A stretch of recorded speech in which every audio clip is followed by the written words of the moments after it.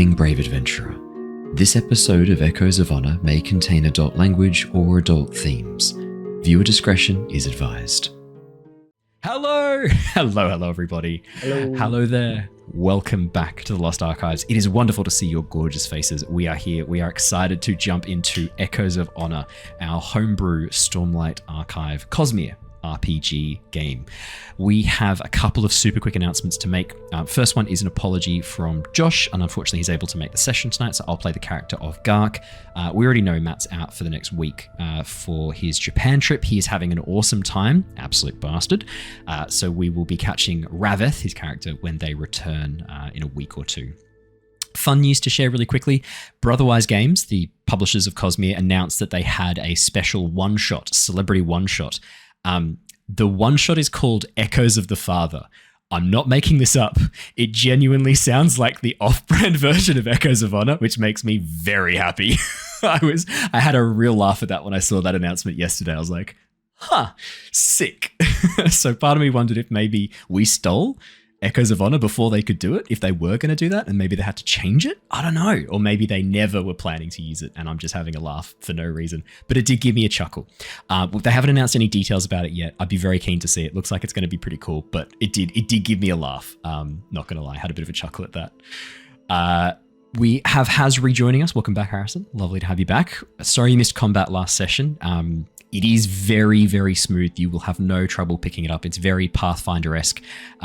We will maybe, depending on your choices, have a combat tonight that you can jump into. I've got about 6 different battle maps ready, depending on where you guys head. So we'll see. If you do inside a combat, you'll get to see it tonight. Otherwise, you'll see it very soon. I'm very sure of that. But it was very fun to run combat. Impressions from you guys. That was our first combat session, obviously. Raph, Ash, Tom, impressions of combat? So smooth. It just makes so much more sense than anything else I've played. It's good stuff. And the collaboration was really good too. Like the ability to be like halfway through and go, I don't know what else to do. I'm going to help you with this, or wait for you to do something and then jump in on the tail end of that. Fast, slow. I go on.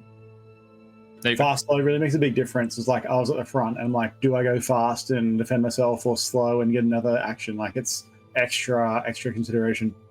Yeah, I think it's one of those things that's like really simple to dive into, but the complexity's there if you want it to be there. I mean, you could really strategize. It's almost a bit more chess-like in that, where you're kind of predicting turns of your allies and your opponents and sort of taking turns at opportune moments, getting those extra actions when you need them in a slow turn, knowing that you are sacrificing potentially a chance to get in ahead of an enemy, or maybe even jumping in ahead with a fast turn when you need to. It's really, really fluid, and the fact that all the turns for the characters take place at the same time, followed by all the turns for the NPCs, both fast and slow. Yeah, I mean, it sets up collaboration. We didn't have too much of that with the NPCs last session because they weren't like tactical planning. Axhounds aren't known for their ability to sort of like plan ahead in combat and tactics. But I am warning you now that the enemies that you will fight, intelligent ones at least, will be using those same tactics that you can use, like working together, applying disadvantage with one character so that another character can deal extra damage. It's going to be, it's going to be a lot more dynamic combat than I think we've seen in a lot of other systems. Reminds me of the best bits of Pathfinder and actually Avatar RPG. Avatar RPG kind of does that a little bit, where you can take 3 different types of actions. This is better, definitely. Like, I like Avatar, but this is better. Awesome sauce. Well, let's jump into the session. I've got a bit of a recap so Harrison can get up to speed. Also for everyone else who might. It's been a week, so let's make sure we've got everyone fully refreshed and with their minds back in the moment. I'll do our recap and we will jump straight into the session. Our story began on the western edge of the Shattered Plains with Gark, Miki, Neivien, Rav-eth, Alaran, and Ztar, travelers making their way to the Alethi Warcamps on the Shattered Plains as part of a larger caravan, led by Bright Lady Relinat and guarded by soldiers from High Lord Bethab's province of Alethkar. Attacked in the night by soldiers and a full shard bearer, the few remaining survivors were left for dead in the shadow of a ravine. Awakening battered and bruised, our team discovered Bright Lady Relinat had retreated, clearly aware of this attack in advance. Working together to rally the survivors, the team were able to take charge and lead the few living civilians and troops along the road toward the Shattered Plains. With the next high storm due to arrive any day, time was of the essence. However, with so many injured, it was clear that the caravan, or what was left of it, wasn't going to make it to the war camps in time. Rav-eth elected to stay behind with the injured while the others raced across the plains to seek help for the survivors before the next storm. Along the way, however, the group was surprised to find an injured Shin Man being pursued by several aggressive axe hounds. Fending off the dangerous creatures, the group made proper introductions to Tazo's son Luthio, a traveller from Shinovar bound for the outer market of the Alethi Warcamps. Travelling the remainder of the way together, the team finally arrived at the outer edge of the war camps, the enormous palace, the King's Complex, rising high above them, and the 10 circular war camps laid out below. As they passed by Sadius's war camp, trumpets suddenly sounded, troops began to empty from the camp, and a number of ragged men carrying bridges on their shoulders passed them by, with several more running alongside in strange armour made from red bones and carapace. We left off last session as all of you passed by Sadius's war camp to arrive at the edge of the outer market. The plan being to resupply, regroup, and check in with Bethab as well, or at least with his people, to inform them of what had happened to their caravan and the status of the remaining survivors. And that is where we left off last session. We jump straight back in, right outside the edge of the outer market. You can see that this area, like most of the war camps, the outer market has been set up inside a depression, an existing structure or natural formation lower down than the actual main area of the plateaus. It's been sunken down, this sort of natural crater-like setup, designed to help protect the internal sections from the powerful winds of the high storm. In addition, soul-cast wind blades or something similar have been created, these massive stone rising sections designed to buffer the winds and prevent the damaging sections of rock, debris, detritus that is flung by the storm wall across the landscape hundreds, thousands of miles. Unlike the war camps, however, the outer market is a chaotic mess. There is no real planning that has gone into the establishment of places here. Many of the buildings are soul-cast, clearly soul-cast. A number of them, however, look to have been constructed out of crem and stone. The crem work together to seal gaps with wooden window shutters, and this is a place of chaos, and more importantly, a place that seems rather temporary. Tents are erected out the front of most of the stone buildings, and there are open market stalls constructed of canvas and cloth set up on large wooden pillars made from probably shale bark, looking at it. This place surely must have to be disassembled and reassembled every time a high storm sweeps through, or at least most of it does. The people moving through here are a real mix. Obviously, numbers of soldiers, large numbers of soldiers, dressed in all different colours, a number of them still in their military garb, a number of them clearly soldiers but wearing everyday gear. You can also see women and children moving through the markets. This is a place that has become almost like a city, the Alethi Warcamps. Families live here now. That's probably one of the strangest things to grab your attention. As Tazo bids you all farewell, Ztar, I guess because we didn't get your real impressions on things last session, was there any questions that you wanted to ask Tazo? Were there any things you wanted to check in with this Shin Man? I guess we should also get Ztar's impression as he watches a bunch of what look like Alethi slaves carrying bridges on their backs, heading out with the troops, about 4 or 5 of them wearing Parshendi carapace and bones, the red bones of the Parshendi, attached to shields and attached to their armor. Or armor made from, I should say. Seeing that, Ztar would have probably just gone like almost shocked, a bit stunned. Honestly, probably, I mean, between the shock of getting into the war camps and then seeing that, probably would be reverting to something not too different to an actual parchment. Yeah. No, that's so fair. Yeah, kind of the equivalent of how anyone else would feel if someone was just parading around the corpses of your friends. And that's something we should address, actually. Parshendi bones or parchment bones are bright red, this like crimson red color. Very, very different. Very obvious. Obviously what it is. And I came from out on the Shadow Plains with the Parshendi originally. These could well be people that I know.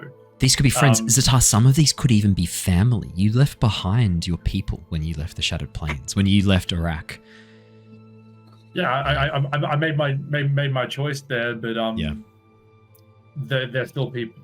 It's not like I left because they were monsters or anything. I left because of philosophical differences and wanting to see the world rather than being isolationist. So it's probably almost mute, and knowing that the human companions that I'm with probably don't understand the significance of what they saw, given that that's culturally we don't mess with the dead. Yeah. Were there any questions you had for Tazo before he takes off as well? That was the Shin Man, who you guys rescued actually from a pack of axe hounds. Sort of this dirty, sandy blonde hair, wide brown eyes, very sort of like a gentle-looking man dressed in greys and browns. Looks to probably be in his late 30s, early 40s. Looks like he has a broken arm. No, I don't think anything in particular that I'd want to ask. I'm probably mostly just prepping for getting into the war camps and having to go back to not being myself again for a time. Yeah, absolutely. In that case, then Tazo bids you all a fond farewell. Again, impressing upon you at any time. If you want a drink, he'll be here for the next couple of weeks, maybe even next couple of months, depending on how his progress goes. If you need to find him, he'll be at the Shalebark Sapling, a tavern, or you can find him there inside the outer market. As he goes to leave, Gark kind of pauses for a moment, goes, actually, Tazo, could I accompany you? I wouldn't mind checking in with some of my fellow countrymen while I'm here. I see a number of Thelans around. I wouldn't mind just seeing what news I can gather from some of my fellow Thelans. Tazo, I have no problem with that at all. Please come with me, Gark. You do know where to meet with your friends? Perhaps you come back and meet here afterwards? Gark turns to you, gives you all a big smile. We come meet here at the gates to the outer market. Not a bad spot to meet later on. Yes, I think that does make sense. We will go collect things. If we find the weapons you may want, we'll let you know. Oh, marvelous. Thank you. Well, I'll see you lot. So good luck with whatever stuff you're doing with the High Prince and whatnot. Good luck. Oh, we'll be fine. With that, Gark turns and follows Tazo into the market district, the outer market. Now, Miki, Ztar, Neivien, and Alaran. You are currently at the outer market, right next to Vama and Dalinar's war camps, the Colon war camps.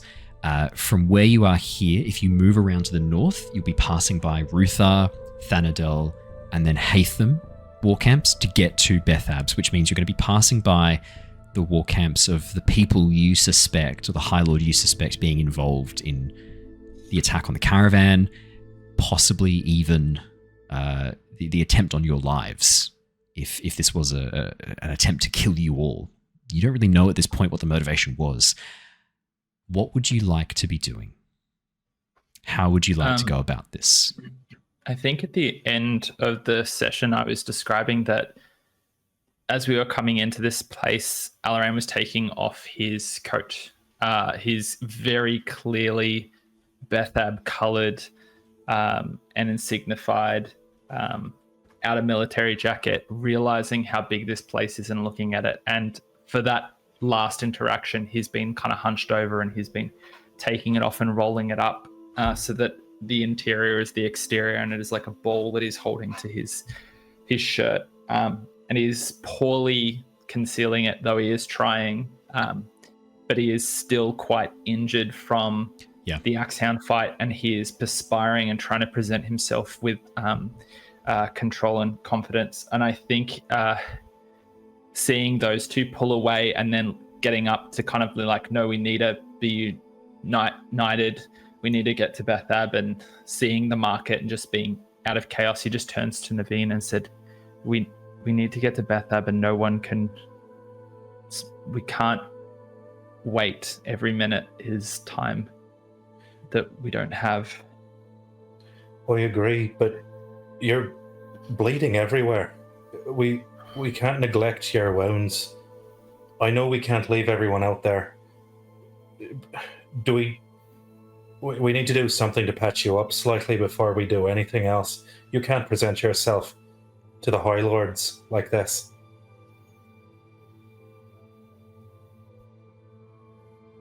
I mean, yeah. He's got a fair point. If you bleed everywhere, your shoes will be ruined, and I'm sure you care about how your shoes look, so...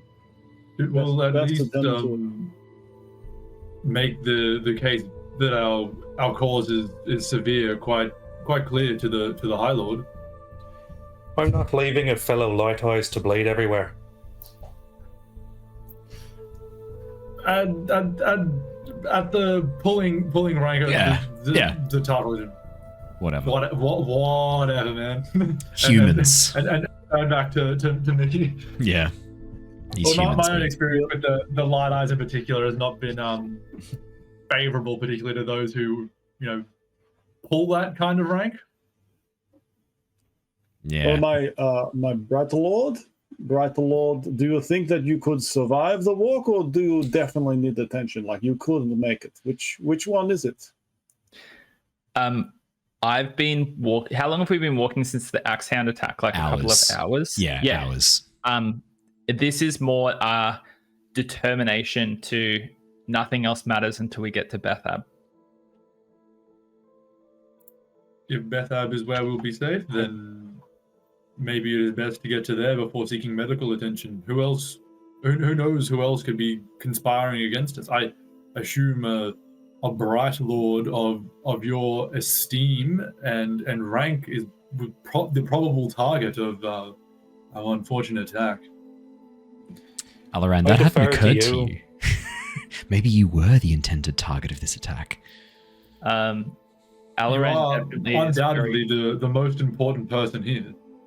Alaran has definitely considered that as we got to the edge of the market, because he is very much absorbed in his self-preservation and what he needs to do. So 100% as he gets to the edge, he's like, I'm going to get assassinated here because they are specifically looking for me. Which is, not connected to truth in any way, possibly. But it is how he would probably perceive it. He points to the final camp in the arc, the furthest from the center point, and says, if anyone asks, we're heading to that camp. That is Sabarial's glyph marks, I believe. So that if anyone is asking where we're heading, we're not giving ourselves away that we're directly heading to Bethab to report. So if anyone asks, Sabarial is our target. Alaran, do you know who those men carrying those bridges report? Who do they owe their allegiance to? The one with the bones on the front of it. That as a hum to, I guess, despair. Yeah. Sadius's loss may be the rhythm of loss. Yeah. Sadius's markings, I'm guessing, are on some of the soldiers are dressed in white and green. Yeah. I mean, dead giveaway. They're all wearing bright green and white uniforms. It's Sadius is all over. I mean, you can literally see at the front of the procession of soldiers, in his shard plate, Sadius himself. In the distance, shard plate stands out, and you can see Sadius is enormous in his shard plate on the back of this horse. The horse looks tiny. He's got a massive bow strapped to his back. It's terrifying. Then, if that is something that Bright Lord Sadius has sanctioned, him and those men have some justice coming to us then. But they have justice going to them? What is the crime? Desecration. The most foul treatment of these people. Back in a sec. No dramas. Can I just ask a question on that? Because, I'm familiar with the events from the book, but specifically bones, like, is that something that you would ever see in Alethkar from, like, they would not do that to anyone, like even their worst enemies? Oh, this is heavy stuff. I mean, you wouldn't even recognize Parshendi bones. None of you would immediately recognize these red bones as Parshendi. Probably your initial thought would be these are some sort of like painted wood, maybe some sort of soulcast material, something to kind of create fear. You would not assume, like, I don't think any of you would have seen Parshman or Parshendi bones before this. You certainly wouldn't know the descriptions of them. I mean, even the carapace armor, again, you've heard reports, but you've never seen them in person. It's very different in person.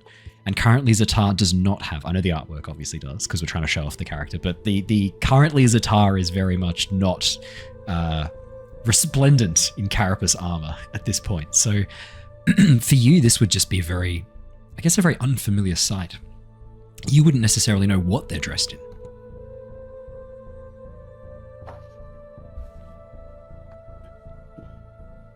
At this point, you guys are all kind of standing around in a small huddle near the entrance to the outer market. You can see, as it gets in towards the late afternoon, activity in the market starting to die down. A number of the stalls beginning to close up and make way for what looks like, you suspect, nighttime services offered by various people offered for the soldiers, comforts away from home. You watch as a number of buildings begin to hang gemstones, spheres, outside the front of their businesses inside this sort of like stained glass, giving off this sort of dull glow as scantily clad women begin to congregate around the front of many of these premises, as more and more soldiers, now off duty, begin to make their way towards the outer market, including soldiers in Thanadal's colours, Alaran. You would recognize them immediately. To offset that, most of the soldiers moving towards the outer market, interestingly enough, you can see Colon soldiers working to patrol, not coming here like dressed in their beautiful sort of midnight blue colors, not here to be off duty, but here to patrol. You can see a number of Colon contingencies of guards moving around. And as you're sort of standing there, kind of like off to the side, looking a bit lost and a bit confused, you watch as one of the contingencies of soldiers, 3 men, begins to walk over towards you. As they get a bit closer, 2 of the men turn around and stand guard. Another one, a younger man, looks to be in his sort of like early 20s, maybe mid 20s. These very sort of like very light greenish eyes, steps over towards you. Side sword at his hip, gives you a nod. Neivien, Alaran, gives Miki and Ztar a bit of a look as well. Easy smile back towards Neivien and Alaran. Bright Lord, Bright Lady, I just wondered if there was some assistance we could provide you. Looking quite injured. Has something gone wrong? Is there a crime that needs to be reported? We are here to administer the King's justice. Please. Axehound attack out on the roads. You've just arrived. Yep. I am sorry. It is one of our jobs to help patrol the areas around here. We have failed you this day, Bright Lord and Bright Lady, to allow you to come to harm so close to the war camps. Can we take you somewhere to rest and recover? Can we escort you somewhere? This place, and he watches as he looks around a bit conspiratorially and then leans into all 4 of you. This place can get a bit rough after dark with soldiers about, and for your benefit, Bright Lady, I'm sure your gentlemen friends here would be able to provide protection. I would worry about your safety if you were out here in the evening. An escort would be most welcome, young soldier. There's no need to apologize. It was quite a number of hours' walk away where we were attacked. But the assistance through these camps could be beneficial. But I defer to Bright Eyes. Bright Lord's fine. You would be of a similar Dan, a similar social hierarchy. You don't really need to use that. Probably it would be less likely you would use an honorific Neivien. You'd probably just sort of nod to Alaran. I know you're trying to avoid using his name, it sounds like, which I think is a clever move. So, you could just say the young gentleman, or young lord. You wouldn't have to. I defer to my companion. Fine. Alaran's kind of like skittish, looking at the outer market and recognizing the chaos ahead and saying, yes, escort through the outer market seems most appropriate.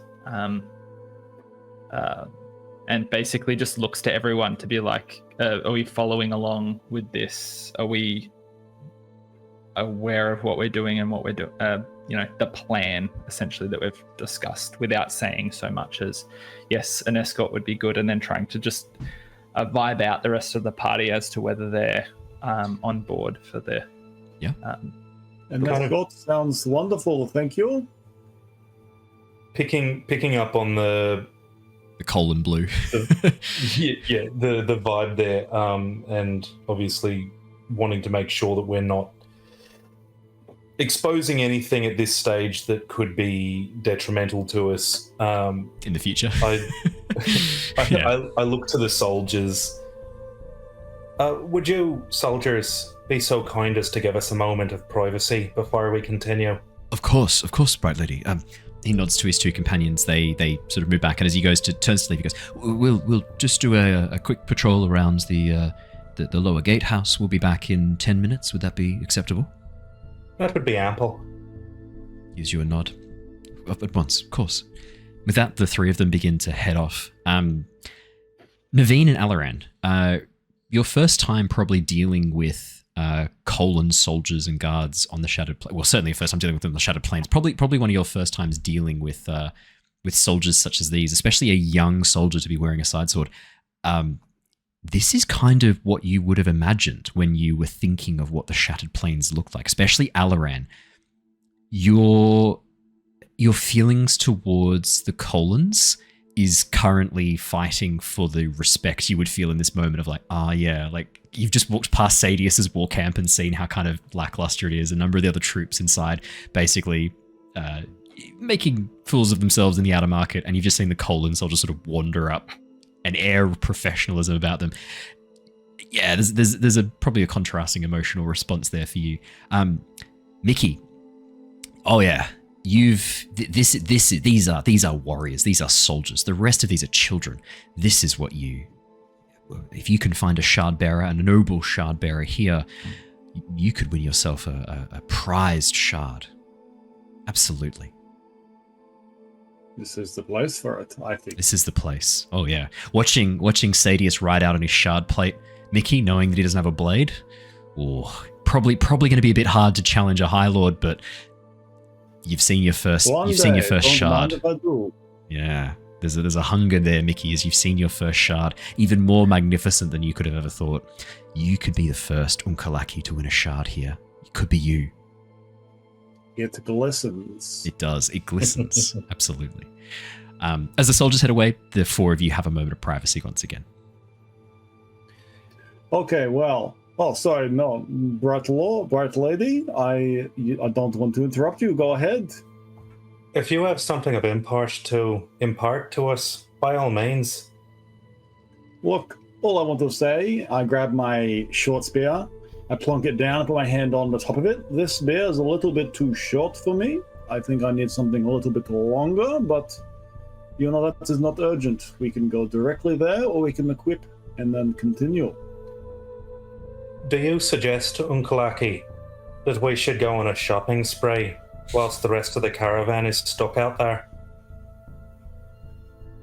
Look, you make a good point. That would be very inconsiderate. Maybe on the way out we'll grab something, as we, if we need to defend them. My long spear is much better than my short. Oh no, I fully agree. I think we're very under-equipped right now, but I think we have quite a lot of very urgent information that we need to be passing on to the right people. And on that topic, what information are we going to be giving them? I don't entirely feel being completely truthful would serve us very well, especially seeing as we don't entirely know the whole truth ourselves.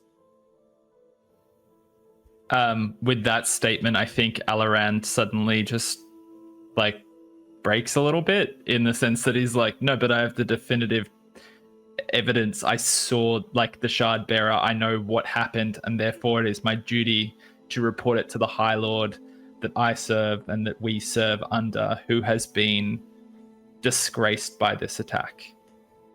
And so the idea of why would we keep something from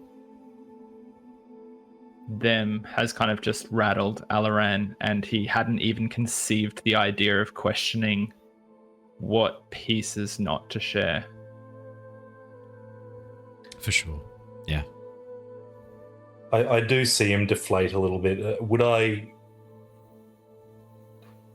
understand any of that internal thought process just looking at his body language? Do you want to make an insight check for me? Yeah. Let's let the dice decide. Okay. We probably should roll some dice at some point in this RPG. It's just that it's so bloody well set up for role play. Like I try not to have players roll dice against other players if I can help it. Like my whole thing is like if you're persuaded by, like if Raph's trying to persuade Tom to do something, or Naveen's trying to persuade Miki, if Tom is persuaded by Raph's words, then Miki's persuaded by Naveen's words. I work on that rule. This is one of the exceptions though. Are you rolling from the wrong character sheet, my friend? You are. I'm letting you know you are. Sorry, let me try again. Raph, you're rolling from the wrong character sheet. You're currently on the first step one. It's still fine because it's still the same stats. But if you head into the journals, you'll see there's a folder called Echoes of Honor character sheets. The one you want to open. Yeah, the one you want to I did open that in a panic because I realized I didn't actually have my character sheet. That's okay. I figured it was something roll. like that. We'll still. It's the same stats. It's the same stats. So it's a 14. Yeah, it's still totally fantastic. fun. Yeah, we know it's the same stats. It's a 14. Alaran, I mean, you're not being that subtle, and Neivien does kind of know you, or at least knows your type. Yeah. Neivien, yeah, there's a bit of that coming across the gap. You know that Alaran is kind of a bit stumped in this moment, and that mask, the mask of the arrogant noble scion, the longer this goes on, it's slipping. He's been hurt for the first time in his life today, and like the first time probably faced his mortality. That's not something Alaran has ever really had to deal with, and that is starting to show. Alaran is a man who has faced adversity for the first time in his life and is really struggling to understand what the hell just happened in this moment. Now, there's a chance here that he could grow into a much better person as a result of this, with some gentle guidance. At the moment, yeah, he's kind of trying to latch on to anything that can give him some stability, some sense of normalcy. Would that be fair to say, Alaran? You're kind of looking for any... Yeah. Yeah, I think what it is, Alaran was happy to play big tough leader out when there was nobody else around, and then looking at this war camp, he was planning a march of authority to the camp to declare the definitive slight against him, the party, and Bethab's name. And seeing the camp, he's like, I don't even know if I can make it to the camp. And then Naveen's question there is, are you telling me that I can't even trust that sharing this news with Bethab is going to be a good thing for us? How could that be true? But knowing that if Neivien is saying this, and knowing Neivien to some degree, that's probably a smart thing to think. He just hasn't worked out why yet. Would it be safe to say that Neivien has a higher level of court intrigue practice than Alaran does? Probably would be fair to say. As a woman, that's already the case. In both in our world and in Roshar. In Roshar, obviously, the way that the gender norms are set up, and the way that kind of the strict hierarchy is kind of set up, women already are generally more political creatures than men are, just because they can read and write, which automatically sets you up really nicely for the sharing of information. Obviously, men, the best they can do is the occasional glyph, and most men can't even do that. So it's a bit tricky for the poor men. I guess in this moment, Neivien, you're realizing that like Alaran's been putting on a good show, but it is a show. There would be maybe 1 or 2 shock spren still kind of falling around Alaran on occasion. He's not really sure what to do. That's a good question. Are there uncertainty spren? Let me have a look. If there's not, I'm going to make them right now. There's not. Who's ready? Say whatever you need. Who's ready for a brand new spren? You watch as a few uncertainty spren crawl around Alaran's shoulders, disappearing. They look almost like these little spider-like creatures with way too many legs, these balls that kind of roll over with little legs twisting and tumbling as they then vanish away. Little small greyish balls as the uncertainty spren appear and then vanish. I would say this above all else. Whilst we can speculate why we were attacked back there, we don't have a fucking clue. A storming clue. I'm gonna get that right. I think I picked up this and I pull out the span read that I've been trying to fix. Nice, yes. I haven't come across anything else in that camp. Not that I was really in the right frame of mind to be looking for anything or taking too much in. I don't know about the rest of you. Did anyone pick up on anything to do with why we were actually attacked? This span read might give us some sort of insights once I can get it fixed, but up until then, I think it might be a very good idea that we play our cards a little bit close to our chest. In my experience dealing with the Alethi High Lords, it is beneficial to not tell them anything at all. But all I will say is that Bright Lady Ralanat,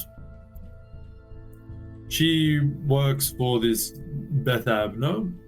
And she seemed hastily enough to get out of that attack that I have some suspicions on whether she perhaps was forewarned.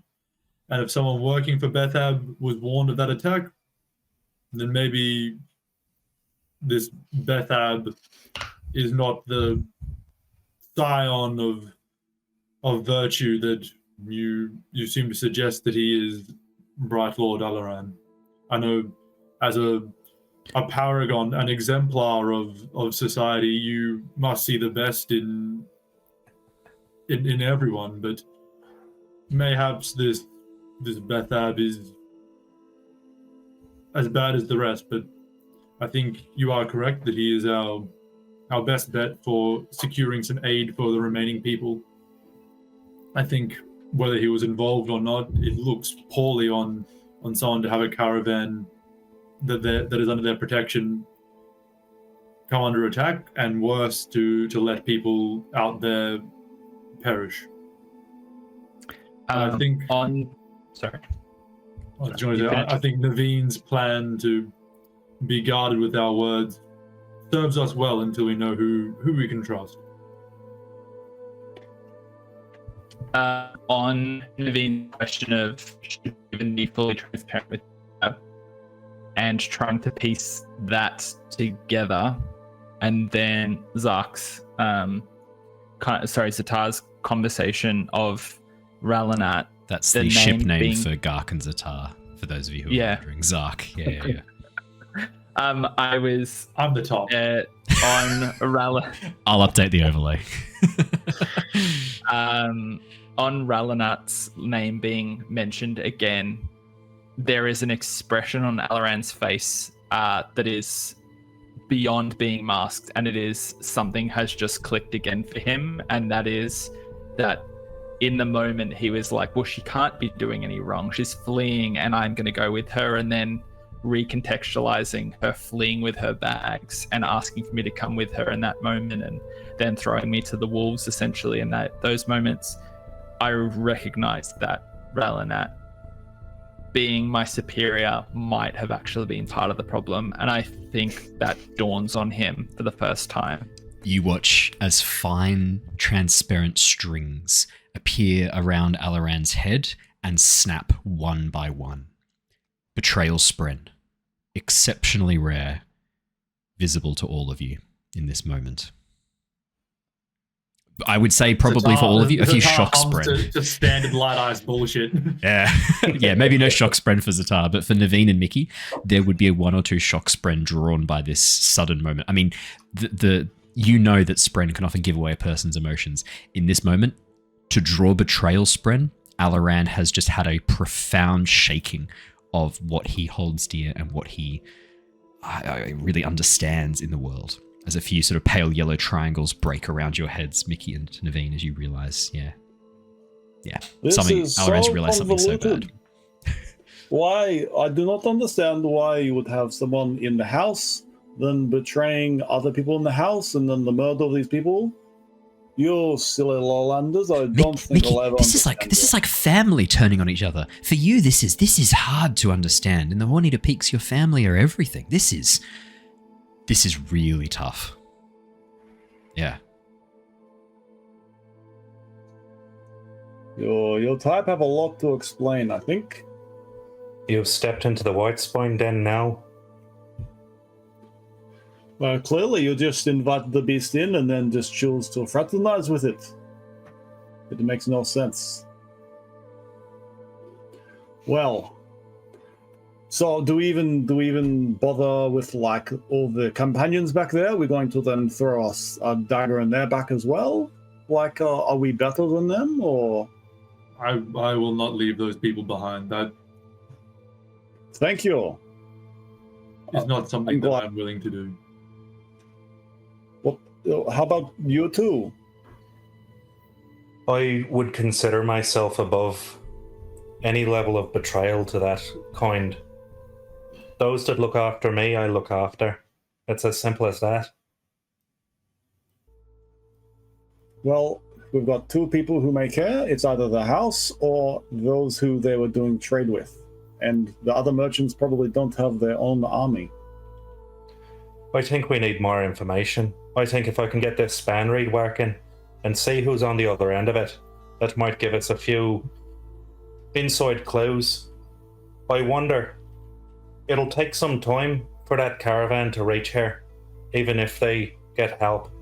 That means we do have some time before any particular information outside of what we provide is going to spread. But we do still need to secure some help for them, or they will die. I certainly agree. I think that should be our top priority.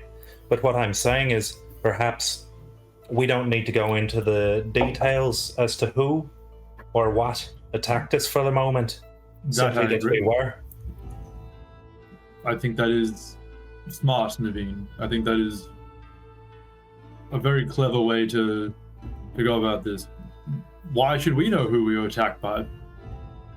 In fact, for all we know, I mean, they were disguised as bandits, but it was a poor disguise. I think one doing that would be almost begin to question whether or not this Fanart was even set up as a patsy.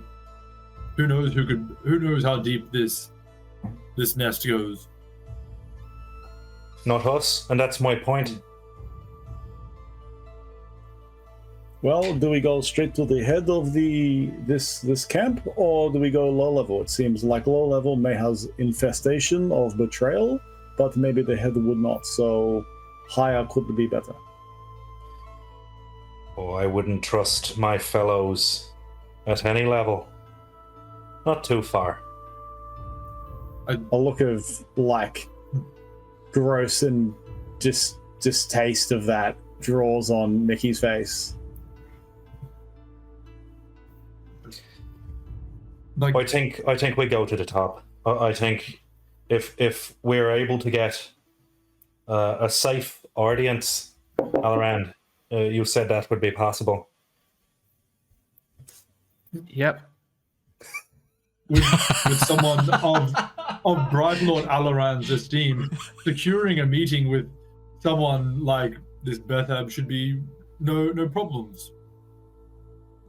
Oh man, I think we've got the name of the episode. No problems. No Bright Lord, no problems. That's pretty good timing. At this moment, you watch as the guards, the 3 colon guards, begin to make their way back to you, having finished their little patrol of the south gate. As they begin to head back over towards you, you watch as the 2 guards, the ones holding spears, they look like probably dark eyes, maybe higher Nan, but still dark eyes with their leader. You watch as he sort of holds them back for a second, looks towards you questioningly, keeping distance of a couple of meters just to check if you're ready to head. I nod to them. Watch as the soldier makes his way back over, gives you a little bow. Neivien, Alaran, and Miki. Completely ignores you, Ztar. Sorry, mate. Sorry. I'm used to it. It's yeah. I built a whole career on that. That's true. That is true. This is a mark of how good you are at pretending to be a parshman. Gives you all a bit of a nod. Goes, right. Where can we escort you to? The sun is setting soon. The moons will be out. I would feel better if we had you somewhere safer inside the walls of a camp. If you are still unsure, we can offer you some sort of accommodation at the Colon War Camp. It's not too far from here. There are places that you may stay. What is your name, soldier? I'm Eskian. Eskian, time is of the essence for us right now. Of course. We have to get escorted across through, and I look to Alaran, letting him take the lead on where we're going. He's wide-eyed and skittish, looking out past the group. His eyes are specifically looking through the crowd for the face of someone who he now realizes might be here and might be working against him. He's looking for Ralanat. And in that moment, he says, we're going to Sabariel's camp. Of course. Bit of a walk. We will likely lose the light, but we can escort you there, no problems. Wonderful. If you would please follow me, my soldiers will take the rear. Gives them both a nod. Right, please follow me. With that, Eskian begins to take the lead, moving ahead of you. I'll type it into chat, the spelling of his name, if you ever need to see him again. Eskian. Eskien. Alrighty. With that, Eskian begins to lead you around the southern end of the outer market onto a well-travelled road that leads along the edges of all of the war camps, all of the High Prince domains. As you pass by the edge of the Colon War Camp, past the Weimar War Camp, Ruthar, you see more and more soldiers making their way towards the outer markets. You can see that the war camps at night are no less busy and no less chaotic than they are during the day. You can hear the sounds of music coming from inside a number of the war camps, particularly Ruthar's, the sound of music playing, men drinking and singing, laughing. This is a place of celebration as well, which is probably a little bit unusual. As you pass by Thanador's war camp, I guess I should ask, are any of you keeping a lookout for anything? Are you on the alert? What would you be doing during this time? Would any of you want to get some information from Eskian? Seems an amiable enough fellow. What would you be doing? Ztar would have been, as we were passing through the Thanador colours, having paid attention to how they were dressed and how Alaran described it to him. I'd be keeping an eye out for basically everything going on in that camp, and in particular looking for any of the high-ranked light eyes there. Yeah. Do you want to make me... I think probably perception is going to be the best bet here. I will happily perceive. Oh, no, He's happy about it, everybody. I picked the wrong one. He's happy about it. My bad. I'll try again better. Try harder next time. Did that come through? Did I learn how to roll correctly? Not yet, but you just have to click no on the plot dice and you're good to rock and roll. When it pops up. Big button that says roll might help roll. Hey, he's got it. 7 + 5, that's a 12. Yeah, Ztar, as you begin to look around, passing by Thanador's war camp, with a 12, you don't see any particular light eyes of note standing out to you. You can see Thanador's soldiers. Many of them look like they are in the process of packing up gear, getting weapons sharpened, and beginning to sort of hand things over to quartermasters. It looks like they're in the process of handing over a lot of items. However, one of the men you pass, who is currently stripping off armor and passing it over to one of the armorers there, his face looks so familiar. You swear you saw him or his doppelganger during that attack in the canyon. That scar down the ear, the lower half of the ear missing, it's so specific and so unique. I mean, humans do look a bit alike. There's no patterns to differentiate them on their skin. I know, there's no marbling. How do you tell them apart? They all look the same. That missing ear is a bit of a giveaway, though.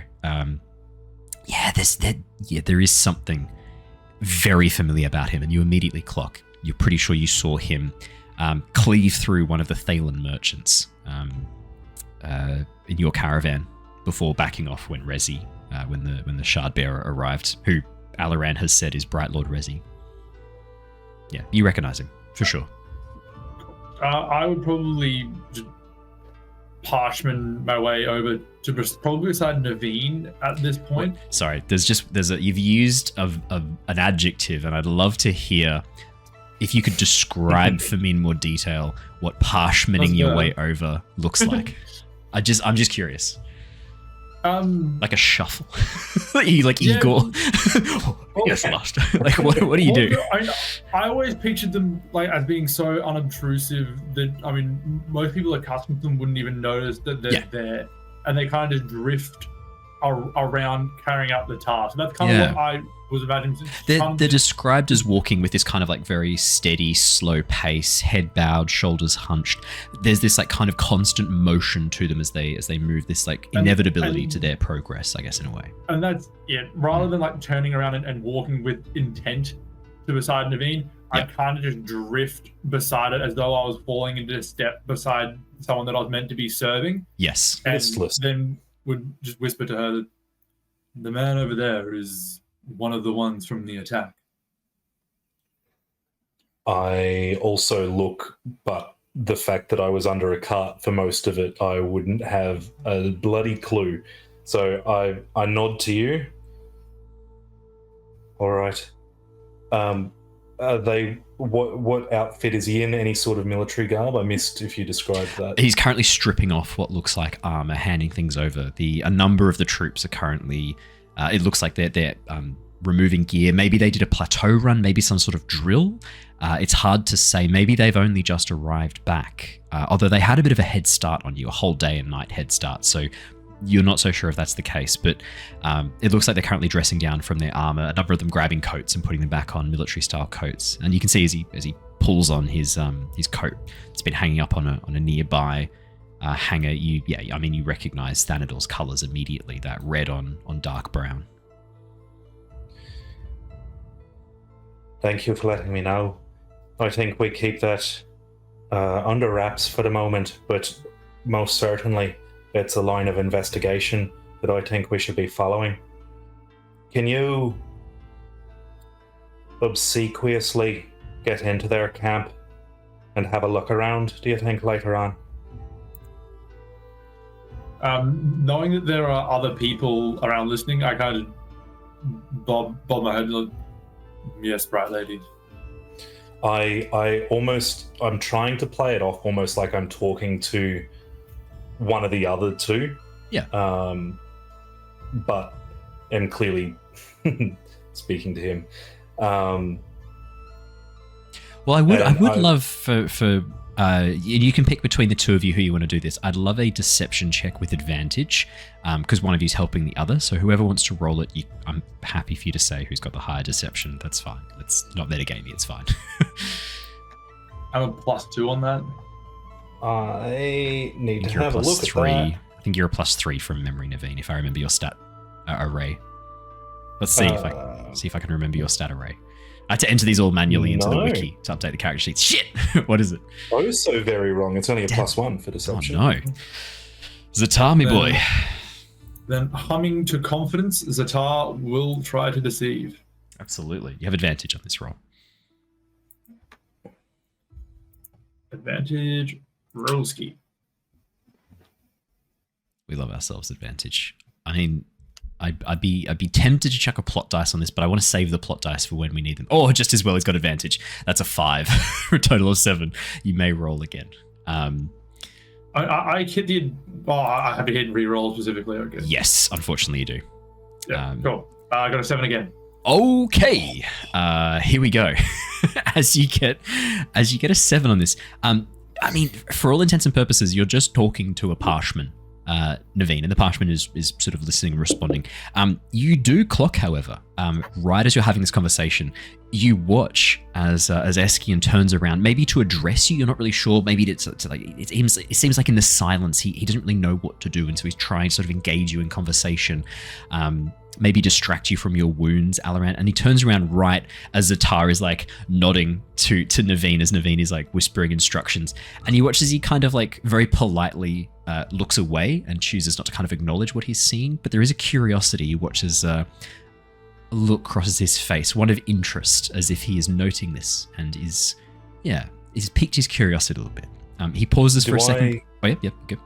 Well, I was just going to say, do I clock him clocking us? Yeah. Both of you clock this. Let me put it this way. He's like passive control of emotions is pretty fucking poor.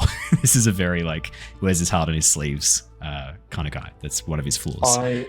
I not unpleasantly, but clearly from a place of superiority, give him my best possible bright eyes, you saw nothing stare, just dead stare at him.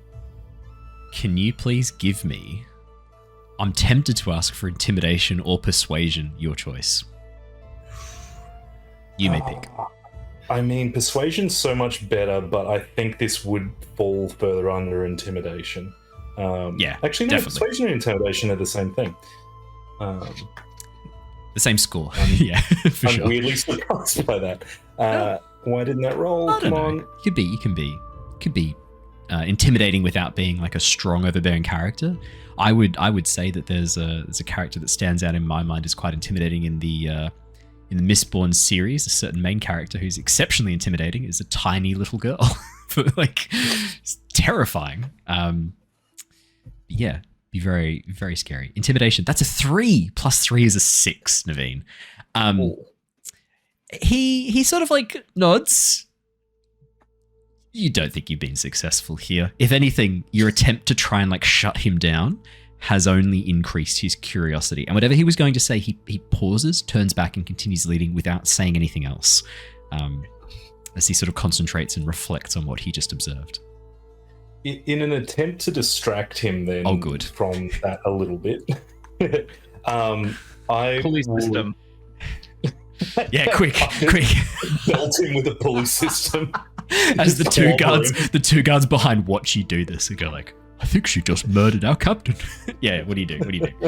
What have you got? Let's see. I need to learn how to use this fucking character sheet properly. Where's my journal gone? It'll come with experience. It will come with experience. So I as he turns around, I say, Eskian, you're wearing Kholinar colors. Is that right? Very observant, Bright Lady, yes. I am a soldier in Dalinar Kholon's army. All right. Is Lady Neivien in camp yet? I was told that she was making her I know way. he meant to say. You said your character name. I am Lady Neivien. That's me. Yeah. Oh, yeah, in camp. Look at me. Yeah, I know who you meant. I know you meant Navani, but yeah. Lady Neivien, is she in camp yet? I was told that she was on her way. Yes, she has arrived. I believe she arrived a few days ago. She is staying in the King's Complex, of course, Bright Lady. There would be no reason for her to visit the war camps. No, I'm glad that she's made it safe and well. Yes, indeed. Do you know Navani, Bright Lady Navani, well? Would you like me to pass on a message? I can see you have a Fabriel. You're one of her students. She and my mistress know each other through connection. I have certain business with her, but no, unfortunately, I have not yet actually had the pleasure of meeting the lady. Your mistress wouldn't happen to be Bright Lady Yasna, would it? I know Bright Lady Navani has been waiting urgently upon news from her.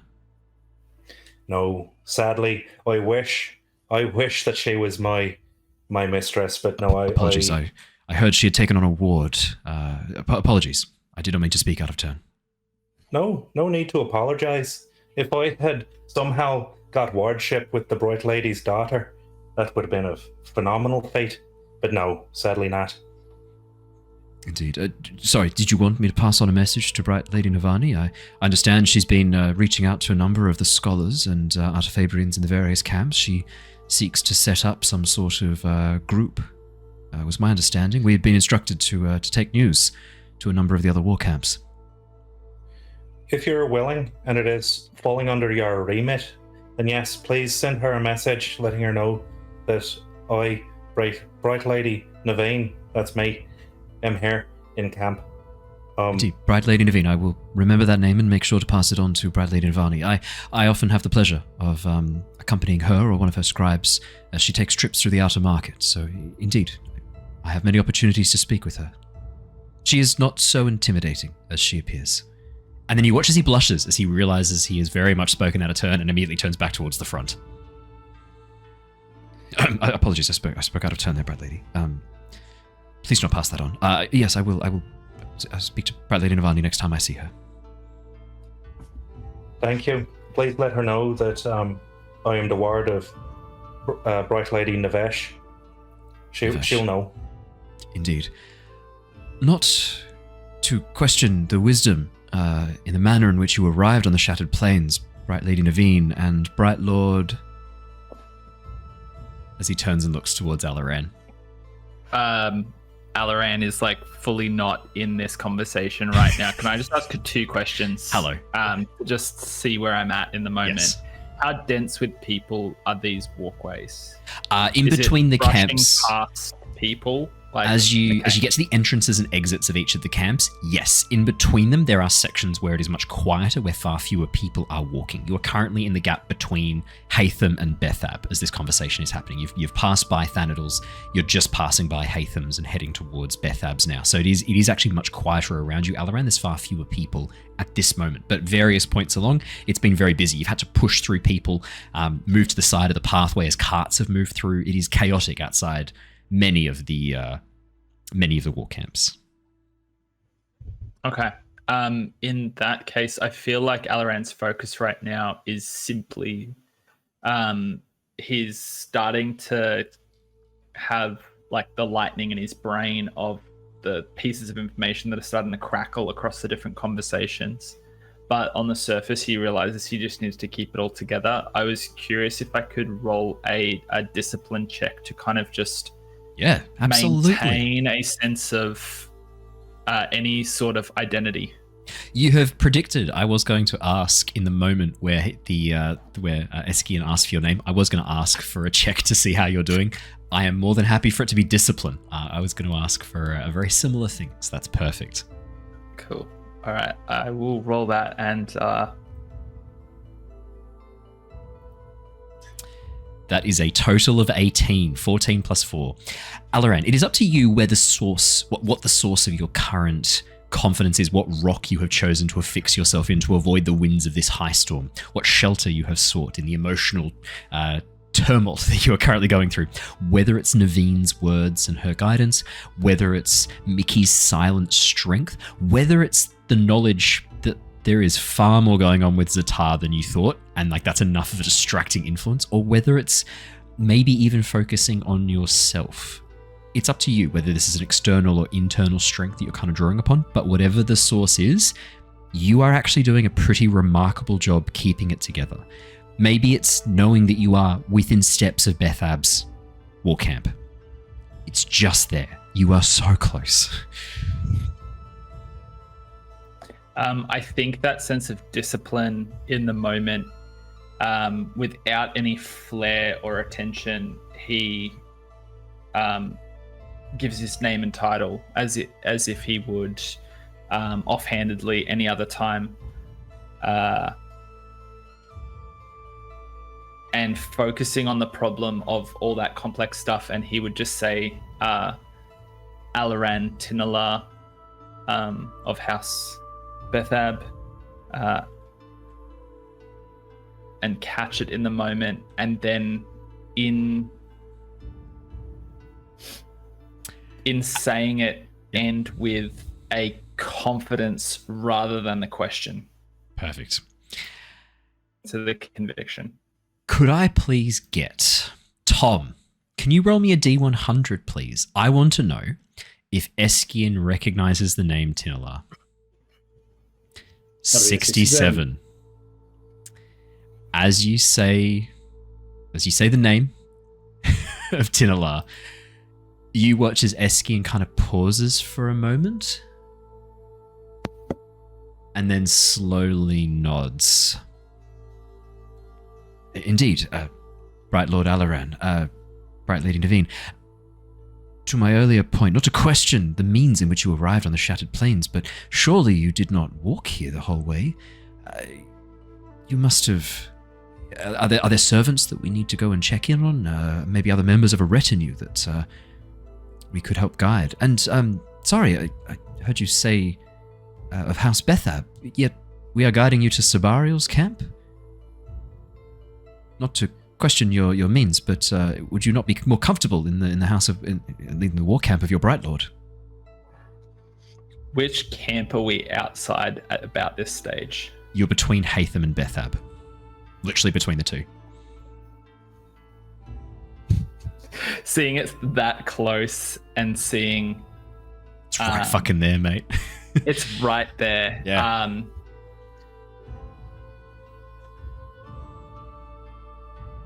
My temptation is just to pretend that that's what we said the whole time, but it's not what I'm feeling and not what I'm expressing in this moment. And I think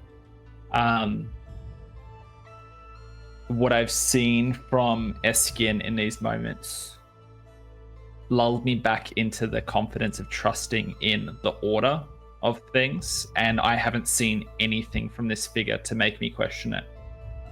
Naveen's just there going at him right now. For podcast listeners, there is a look of don't you say a fucking word on Naveen's face. Would that be fair to say? Neivien is in the subtext. You watch as don't you say a fucking word sprint manifest around Neivien. Hundreds of them.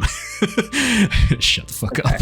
Snitches get stitches sprint. Yeah. The face of please remove your foot from your mouth. Yeah.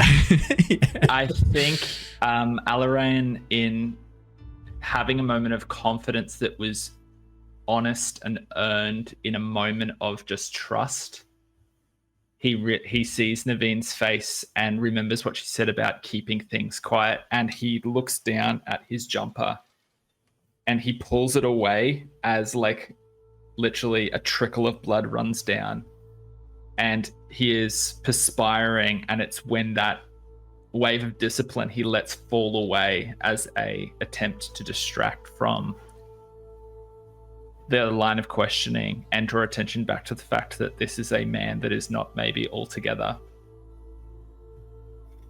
Yeah, not doing super well. As you pull away showing the injury, you watch as Eskian, his eyes sort of going wide despite the setting sun, despite the darkness coming upon. You can see that he's holding aloft a few spheres for light. As he sort of sees you pull this away, looks at the blood dropping to the ground, and then realizes how hurt you are. You hear him hiss as he goes, "Ishi's eyes!" Rushes over and then begins to press his hand firmly against the wound. Alaran calling back to one of the other soldiers, "I need your coat, a scarf, anything, please. This man is terribly injured." As he gets you to sit down. "Please sit down, Bright Lord. You just need to stay still for a moment." You watch as one of the soldiers reaches in, pulls off what looks like a scarf, maybe wrapped around the neck. This sort of fashionable scarf, not for the cold, but more like a silken kind of fashion statement wrapped around and then down. More like a cross between a scarf and a necktie. Hands it over towards Eskian, who then presses it very heavily into your side, Alaran. This is painful. He is using quite a bit of force, and as he presses the force against you, he goes, "Please, Bright Lord, I don't think you're up for a walk to Sabarial's war camp. Can we just take you to Bethab's, please? You're injured. I can send one of my soldiers ahead to get a palanquin to carry you there, some sort of stretcher. I'm sure Bethab's surgeons will be more than happy to come and take a look. And then he looks up towards you, Neivien. My lady, do you have a pain reel or something similar? I know some aspect of Fabrials from spending time around Brightness Navani. Do you have something to take away the pain? This man is terribly injured. Whilst I can create them, I do not have one on me. Although your idea of a palanquin is probably a very good one, soldier. Go. Fetch the Bright Lady palanquin. Miki, jump in. I did think, as someone that does wield the spear, strengthening up all of those we are around could be good. So, it could be my mistake in not attending immediately to his wound, but I was insistent he should persevere. Or not insistent, I encouraged. We spent time in the fighting these beasts, and as a soldier, I think that's quite a valuable trait. Not all of us have your constitution, Horn-Eater. We are mighty warriors, but our noble sons can bleed quite a bit when stuck with a wound such as this. On that, I think seeing Neivien, looking to Neivien to kind of be like, yes, like are we doing this? I did good. Yeah. Alaran tries to hop back up and says, no. It makes more sense for you to guide us and make sure we make safe passage. I've walked this far. And Alaran tries to get back up and commit to everyone staying together. The second there was like someone run ahead, I was like, no, we can't afford to have a single person, as he looks like over his shoulder, to Hatham and Thanadol's camps behind us and back to Bethab's, focused on the goal ahead. By your will, Bright Lord. You have admirable strength there. Miki gives a little cultural salute to the Bright Lord, just indicating he's appreciates the strength that he's displaying. You're well done. Eskian sighs and begins to move up towards you, Miki, at the front of the group as Alaran begins to walk along. One of the soldiers sort of helping support him. Ztar, Neivien, not too far behind. As Eskian gets to the front of the group with you, Miki, he turns towards you and goes, word of advice. Soldier, was it?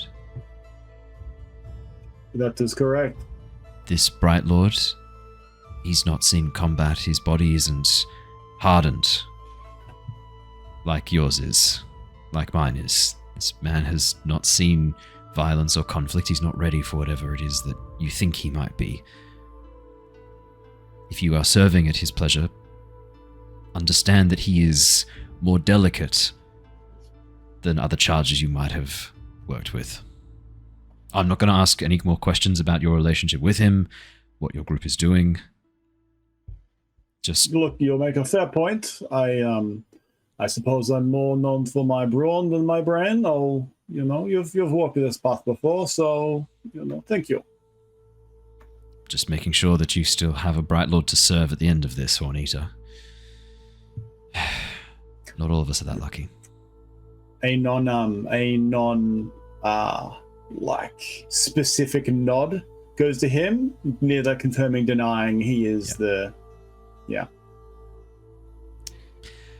As you continue down the road, it is not too long before you arrive at the outskirts of Bethab's camp. You can see a number of Bethab's soldiers beginning to depart, making their way towards the outer market for a night of revelry and drinking.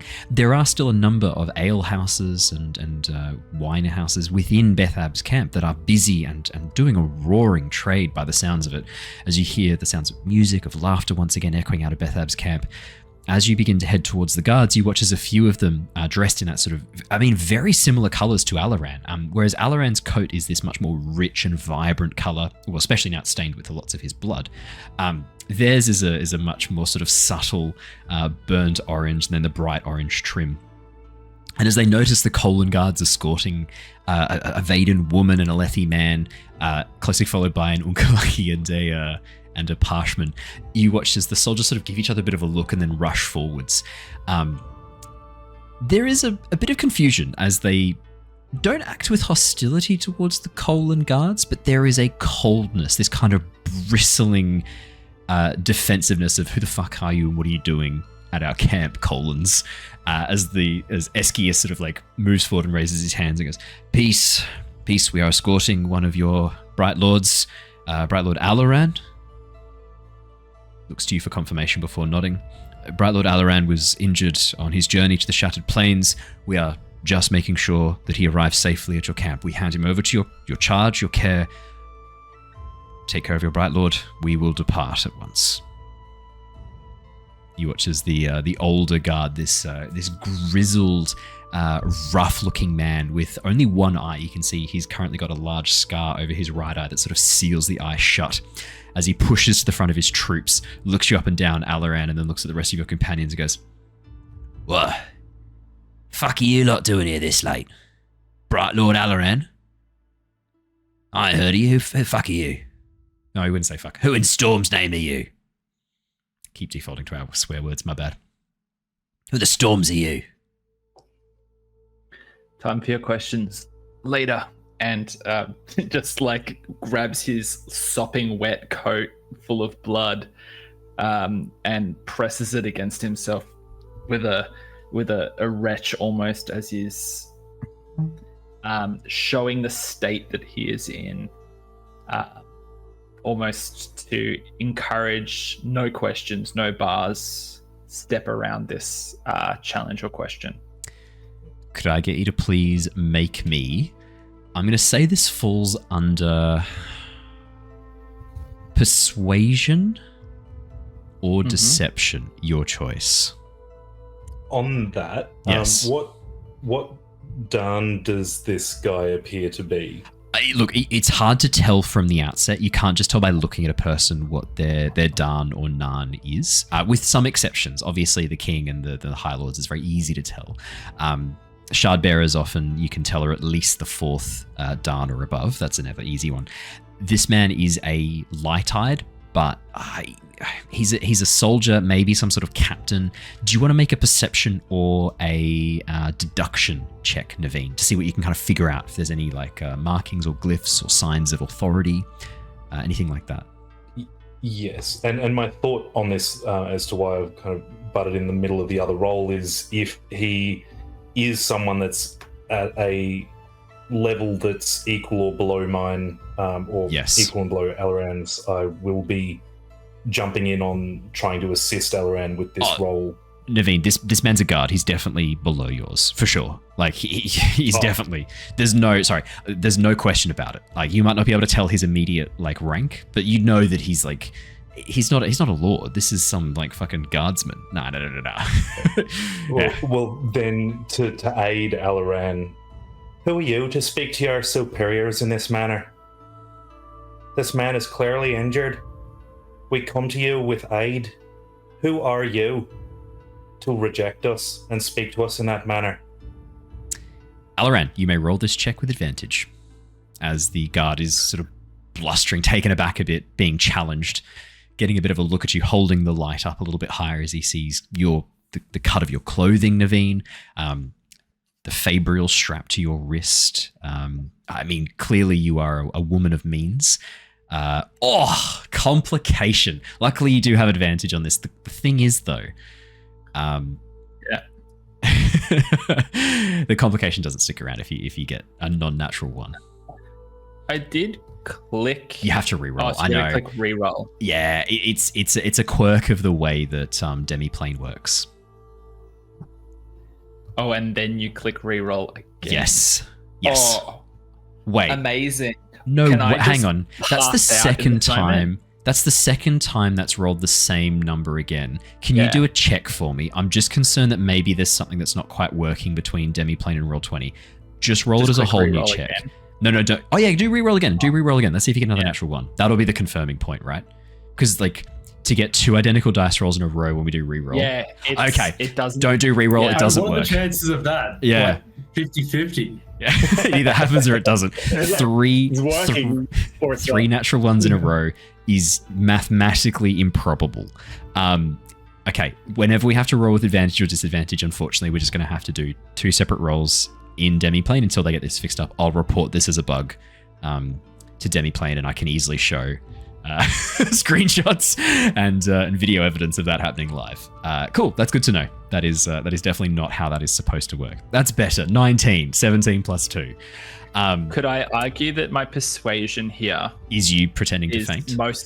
Well, when I saw how badly it went, it was like, because it went really badly. Like I pulled my jacket away and the last little bit of blood falls out of me and I collapse. But it slops open with blood trickling off it. It's my Bethab insignia is clear. And then like I reach out for like stability as the weight of the bloody jacket is almost too heavy for me to carry at extension, as it starts to tilt me forward and top me forward. Okay. You watch as the guard immediately turns around calling for a surgeon. Surgeon! Surgeon, we got a man injured, no! As he shouts back towards the group. You watch as pushing through the crowd, a much older gentleman, probably in his like 70s from the looks of things, pushes forwards. You can see he has the leather apron on the front, a number of tools strapped to his belt. This looks like an army medic more than a surgeon, I would say in this moment, Alaran. Certainly not the surgeons you're used to seeing, the doctors or surgeons. This man looks like he's pretty rough, and as he rushes forwards, you watch as he kind of adjusts a pair of spectacles as he glances down at you and goes, "Oh my, this is serious, sir.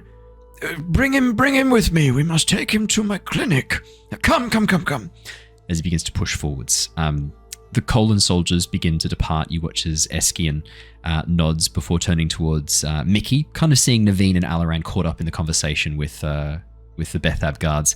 Ztar and Miki probably standing back a little bit at this point. You watch as Eskian moves over towards the two of you and goes, I hope the Stormfather smiles upon you more than he has for most of this journey here. If there's anything you need, if you find yourselves needing sanctuary or shelter, if things don't work out with your Bright Lord,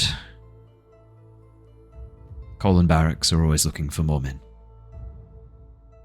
Thank you for your duty. It is greatly appreciated, giving us a guide here. Thank you. And also, I'll remember that. I'll remember lots of things you've said. You're very wise. I don't know about that. I like to think hanging out with wise people has somewhat rubbed off on me. Hopefully it's just that. Yes, well, you could spend more time with the Unkalaki in the peaks. You'd learn lots. I hadn't thought of that. Maybe once this is all over, once the Parshendi have been destroyed, so many soldiers are no longer needed, perhaps a journey up towards the peaks isn't the worst idea. And then you watch as he kind of pauses and looks towards Ztar, and then just carries on. Yeah, sorry. After we're done with some genocide, I might go for a holiday. This is the problem. Like, Eskian seems like a lovely guy, but he's still got the same blinders that all the Alethi do in this moment.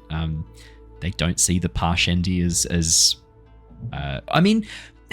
there's like a begrudging respect to the fact that they've been able to like fight. The Alethi respect that, but they still like the Parshendi assassinated their king. Like it's definitely like salt the earth for the Parshendi, for the Alethi. They're like, no, there will be none. There will be no tales left to tell. We will not rest until we have eliminated the Parshendi. And unfortunately, many of the soldiers have kind of taken that on board. There's been a very concerted propaganda campaign from the king. It was his father who was assassinated. Yeah, it's not great. With that, Eskian retreats. Miki and Ztar, you have to sort of like move to catch up with Alaran and Neivien, who are kind of following along behind the surgeon. They lead you through a series of quite wide open streets. You can see that Bethab's war camp has been designed with much wider main thoroughfares. And the reason for that becomes pretty clear as you pass by what looks like an enormous pasture set up inside the region of the war camp, with about 30 chulls kind of milling around absent-mindedly picking at food. There are many more like this dotted around the war camp. It looks like Bethab has probably one of the largest contingents or largest herds of chull that you've ever seen in one location, especially in like an urbanized area. A lot of these are kind of contained within the war camp.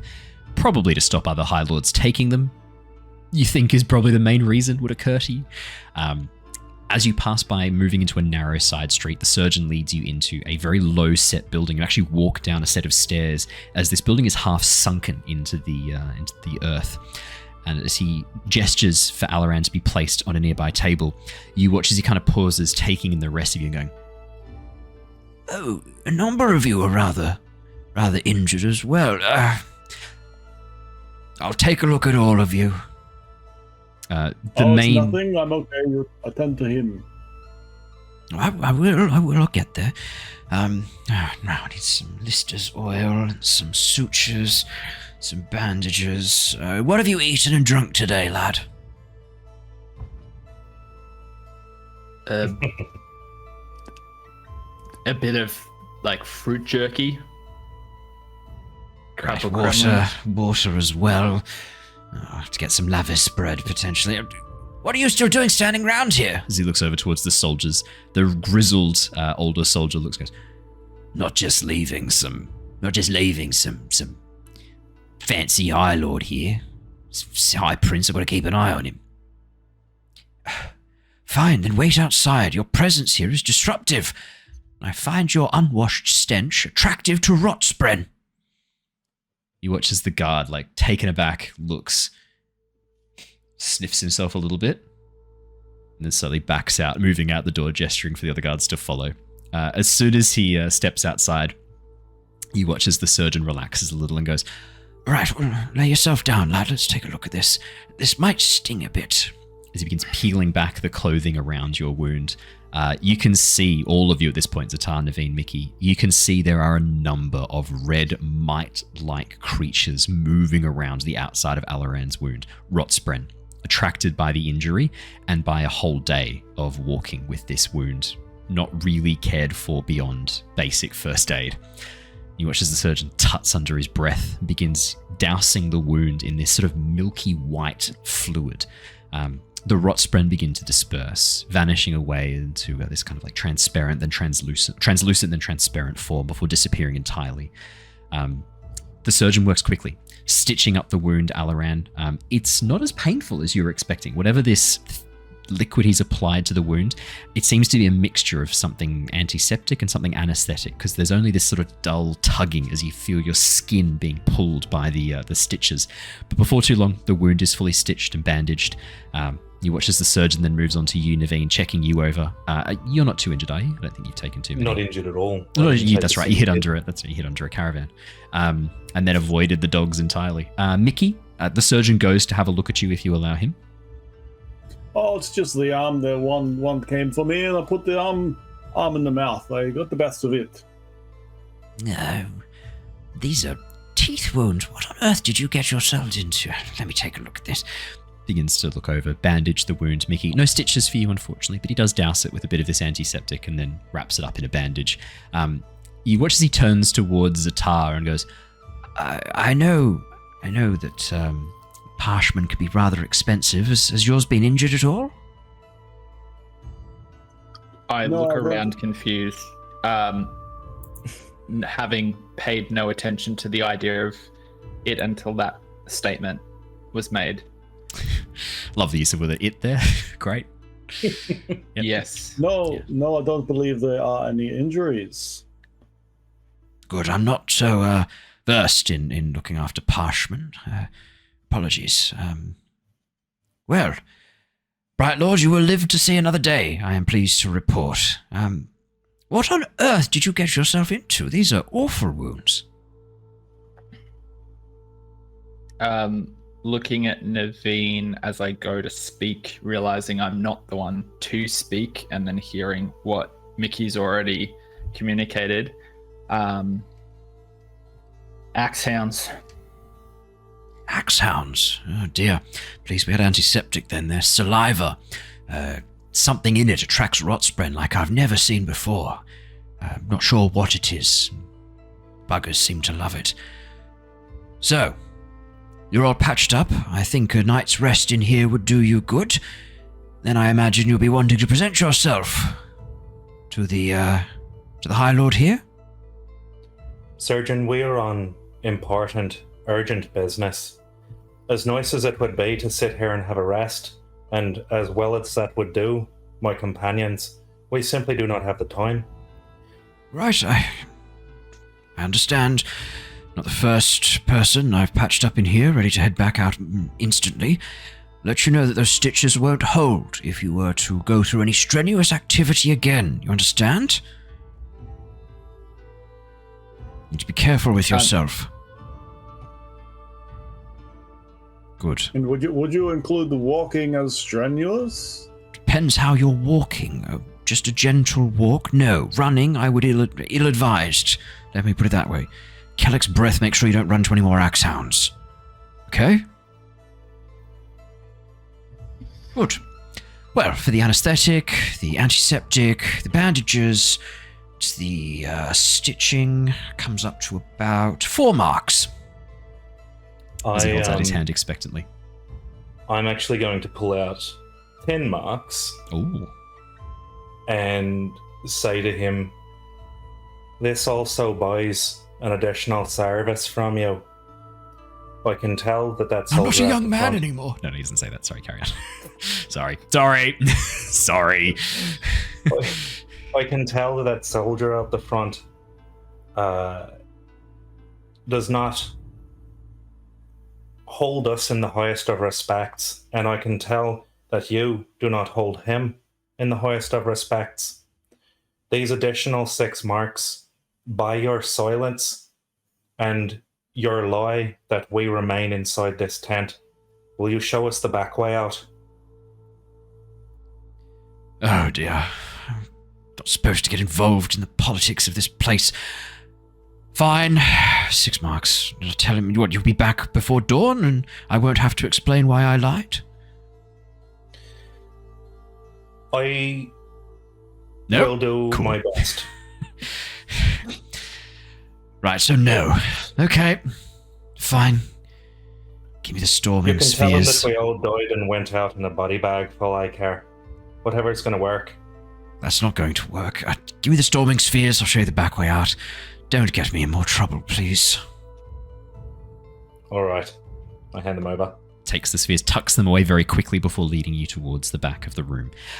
As he leads you out into a side alleyway, looking around very carefully before gesturing you to head on out. Neivien, Alaran, Miki, and Ztar, you're currently in the midst of Bethab's war camp. You don't really know the layout of this place or where you are headed. The question I was going to double check, Ztar, there was a question before about whether or not you wanted to make your way over to infiltrate Thanador's war camp. There is an ideal opportunity right now. If you wanted to split, no one is looking at you, no one will notice you split from the party. If you wanted to make your way over there now, you are completely unobserved by people who you do not know or trust. This is not a bad time if you wanted to do it now. I think that is exactly what I would do. I would give a little heads up to just someone, probably Miki, whoever's on the outskirts of this conversation. Yep. So I will meet you back at the entrance to the war camps with Gark, and then I'll just parchment off into the background and then make my way, just kind of just pick up like an object that I find on the side of the street and just act like I'm just carrying it somewhere and doing a job. Can being where I'm not meant to be in a high vis shirt with a van? Yeah, 100%. Could I get you to make for me? I'm going to say this falls under a survival check more than anything else, Ztar. This is for you. I mean, look, I'd probably say survival or deception. There's no performance in this, so survival or deception, your choice. I think survival, because this is how you survived within the Alethi society for years. Deception kind of more falling onto your ability to kind of play in this moment. 7 + 4, 11. Not bad. As you just pick up a random crate and begin to make your way down the street, no one pays you a second glance. You are a parshman carrying an object. Yep. No one gives a shit. Basically anywhere with that routine. Literally anywhere you want to go.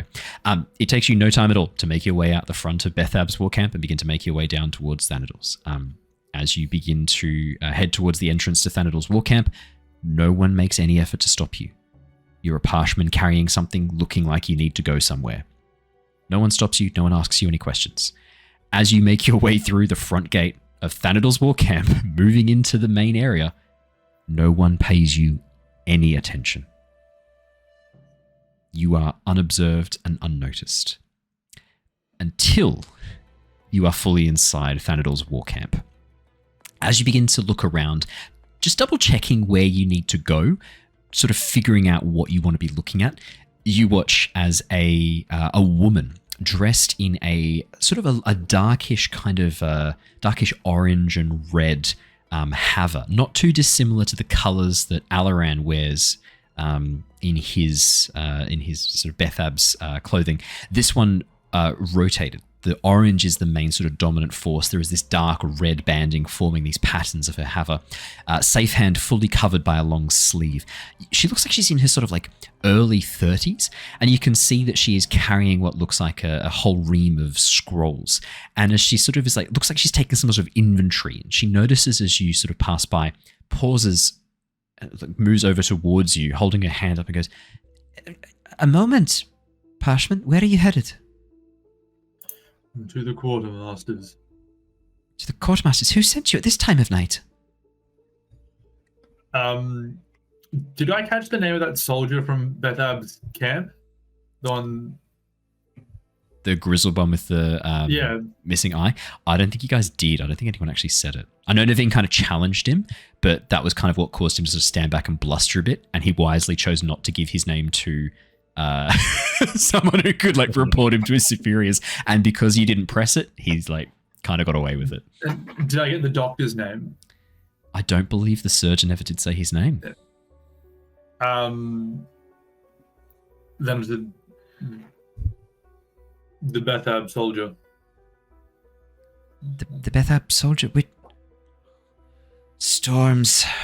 What are you carrying? Who's it for? Where are you headed? Sorry, too many questions. Where are you going? To the quartermasters. With what? The crate. Wasting my time. Off with you. You need to be out of here. You turn to go. You need to be out of here before too long. I'm taking inventory, all right? Don't want you mixing us up, otherwise we're going to be paying spheres out the nose again for abducting another parshman. She sighs and looks away. Ztar, can I get you to make me? Can I get you to make me a deception check, please? Just want to see how successful you've been in this moment.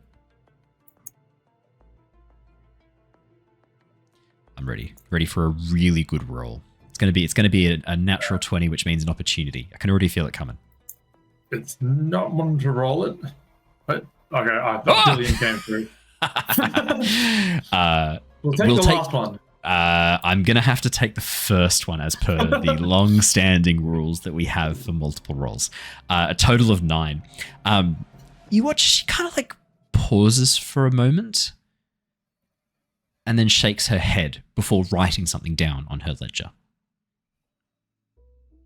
Ztar, as you continue on, where are you headed? What's your plan here? I guess at least in the direction... Well, I mean, I saw where the quartermasters was when we were walking in. Yes. I'll at least head in that direction. Perfect. Just because if she's, paying attention at all, or heading the wrong way, that's, suspicious. So I'll take my crate over that direction. As you walk through, the crowd of soldiers has thinned somewhat. It looks like most of them are now off duty. You pass by a few guards who give you a bit of a strange look to see a parshman out working this late, but again, they don't really care. As you make your way over towards the quartermasters, you watch as a very, very, I was going to say a word buff, a very strong-looking, powerfully built man dressed in the robes of the Ardentia emerges from inside the building.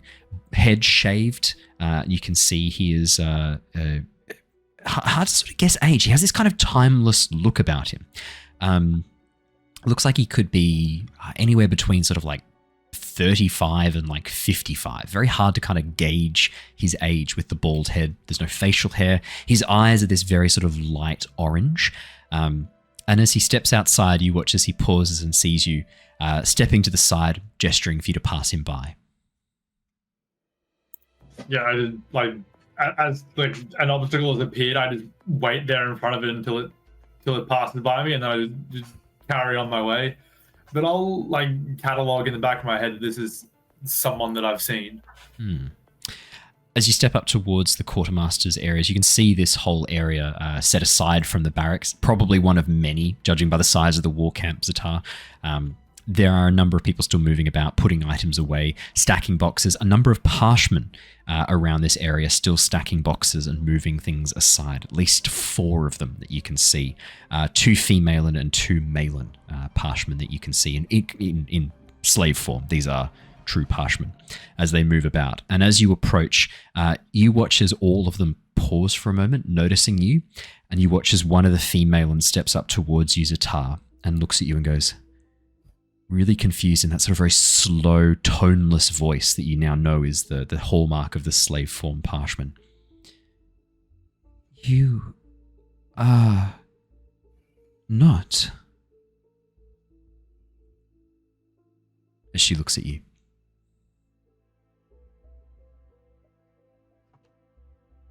I am. I deliver with the most toneless, rhythmless voice Ztar's ever put out. Because while these are, I know who, what these are, but I'm not trusting them to not be what they are either. Yeah. So I guess I'll try and convince her that I'm one of them. Or at least doing the same thing as they are, and as I go to just put the box down beside them and just begin working.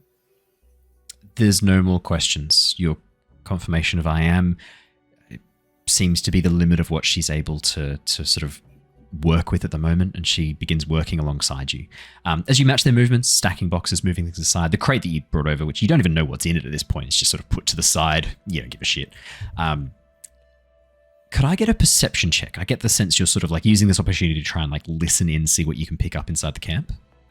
Yeah, putting it down, doing just gauging what I can see, seeing if I can clock anyone else that I recognize, and then for myself, paying attention to see if I see a particular member of the Fanart household.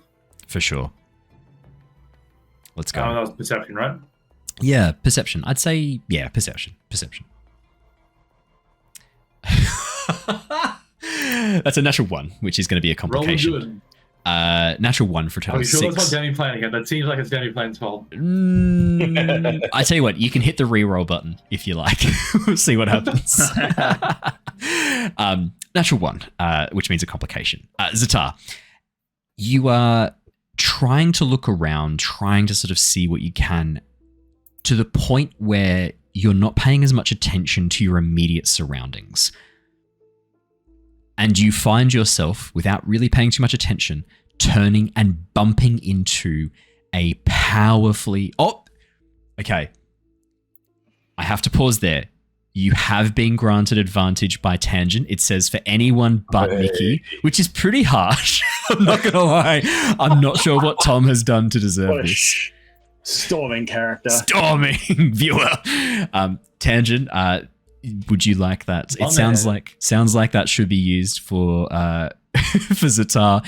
I would very strongly advise Ztar does need this. What I was about to describe is not good for him. So Ztar, you may roll with advantage. Wait, I'm not going to hit the... Normally in Stormlight, you don't roll things sequentially. Normally you roll things together. Obviously, we are doing that a little bit differently with advantage. The reason being that there's a bit of a lag between when we say things on the stream and when you guys see them. That's in place for a couple of different reasons. Mostly so that I can maintain bandwidth and not take up too much of the bandwidth that we need for the video and audio quality to drop. So I got to kind of balance the two. So if you're wondering, normally in Cosmere, you're supposed to roll everything all at the same time. We obviously can't do that because of the way that we've got the stream set up. Just a quick explanation. That's way better. 18 plus 5, 23. Ztar, you, in that moment of distraction, you have this horrifying thought of what if you had bumped into Bright Lord Rezi in that moment, coming down to the quartermaster to drop something off. That could have been atrociously bad. Luckily, that doesn't happen. in this sudden moment as you pass by, looking out. You do notice a number of soldiers moving around, some of them talking and laughing, and you overhear a couple of key things. The first, you overhear them talking about soldiers squealing like little baby cremlings as they were crushed underneath the rocks. Not great. You also overhear soldiers talking about the chance of survivors being found before one of them is hushed. But the 23, the other thing you then spy, a parshman. One of the Malin parshmen.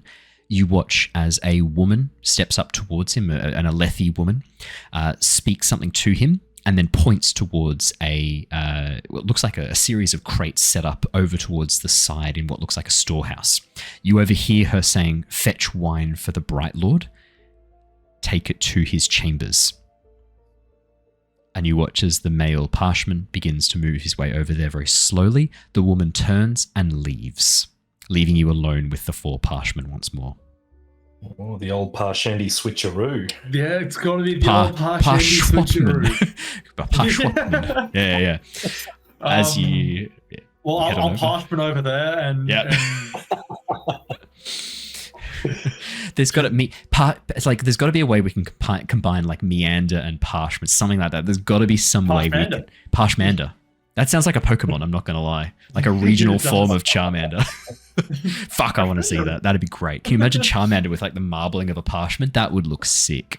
As you wander on over towards the Malin parshman, you can see he is quite young, Ztar. Looks like, Parshendi singers. Singers. I was going to say listeners, but that's something else. Singers do grow up a lot quicker than humans. They reach maturity a lot quicker than humans. If he was a human, he would be a late teenager, maybe 19. As a singer, he's probably a lot younger than that. In his first decade of life, most likely. And as you head on towards him, you watch as he sort of pauses and sees you and then points towards the crates and goes, "I carry." I do for you. You do? I do. You watch as he nods slowly and begins to move away. Singers is the name of the people, not the culture. Well, it's both. Singers is the name of the race, the species, and the culture. Listeners is a specific subculture. I got a question from OS Wizards. Thought I'd let you know. Ztar, crate of wine is right there. You just reach down, pick it up. You can see it is the top has been opened. It looks like someone's done an inspection of this. You can see a number of the corks have actually been removed and replaced. Probably someone has tested these for quality, for poison. This is good wine. You can see that it's a mix of sapphire and a few bottles of violet. Whoever's receiving these is going to have a good time. For those of us who need a refresher on Alethi drinks, give me 2 seconds. So, sapphire wine they're all colourful. Yeah, sapphire wine is the 3rd strongest. Violet is the strongest. Sapphire has the taste of nuts and honey. Yeah, it has the taste of nuts and honey. Probably closest to whiskey in our world. Violet is the strongest, has a strong aroma of sandalwood. There's nothing really that we have very similar to it. It is exceptionally strong. The only thing stronger than violet wine is Horneater White, which is like the 200% proof pure ethanol we spoke about earlier. The Horneaters make that. A popular rumor around the people of Roshar is that only Horneaters can drink it. Anyone who's not a Horneater, it will melt you from the inside if you try and drink it. But yeah, Ztar looks like a mix. Exactly. Yeah. Like more than ever clear, like eternal clear. Ztar, there is a mixture of sapphire and violet wine here. 2 bottles of violet, about 4 or 5 bottles of sapphire. This is someone's having a party. And as you pick these up, Bright Lord Rezi has requested these. You realize in this moment you don't really know where Bright Lord Rezi is. Yep. I think I should head to the biggest building around here. Absolutely. We're going to jump back with the others. Ztar, I am looking forward that was very nicely done to turn that natural 1 into a 23. Very, very nice. Oh, thank you, Chad. Like, thank you, Tanjan. On my part. Thank you, Tanjan. Neivien, Alaran, and Miki. Miki, you know that Ztar's going to go and check out Thanator's Warcamp. You know that that's where he's headed. The three of you... I figured you would. The three of you, what are you doing in this moment? The plan is to head or to try and make your way to Bethab's complex and try and meet with the High Prince himself, right? That sounds like it was the plan. Alaran, you're feeling a lot better. The anesthetic means you're no longer in pain. You are feeling a little bit, feeling good. There's like a lightness to how you feel.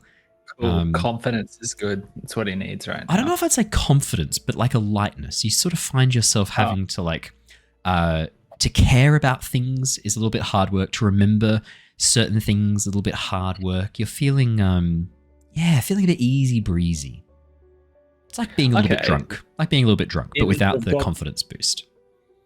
In that context, then as we're kind of like, well, we're going to go find Bethab, and oh gosh, this is taking such a long time. Miki, what did you say? Why are you here, Miki? And like he just starts engaging in conversation with Miki that's extremely out of character because I want to hear some stuff from Tom because I'm really enjoying the Unkalaki. As we're just looking through the town and just I guess look at him. He's got the warrior wobbles. Look at him go. I was going to say as well, there is something about Miki that you would see as aspirational, Alaran. Miki is a capable warrior. You have seen him in action. There is a bit of Miki that you look up to as who you would want to be, and it is perfectly reasonable in character that you would be questioning Miki because you want to be a bit more like him. Like, not the Horn-Eater part, but the warrior part. Yeah. If like you were an Alethi warrior, that would be like, but like you're big and strong and you do fighting different, but I'm guessing you did stuff and maybe, How? You only say that because you have not seen us in combat. We are known within our own culture as some of the strongest warriors. Back in the day, there's stories of how, we could have taken on any army of equal size, but, when you're outnumbered 50-1, that makes it hard. But you learn to be strong. And look at you, you've traveled all this way. I'm a little bit proud of that determination you showed today. Yeah. But well, Neivien, bright lady Neivien. So we were going to, have this political, and I look around, making sure there's no one else in earshot. Political intrigue. You'll think he's up for it. Also, would I know how to, being around anesthetic, being a soldier, trying to wake someone out of this, the old slap to the face, cold No, water. he's got to sleep this off, Miki. That doesn't work. You can't slap anesthetic out of people's system. You would know this. The Horn-Eater can try. A stiff drink is all he need, Miki. He's air sick. It is too much air. He need a stiff drink and he will be better.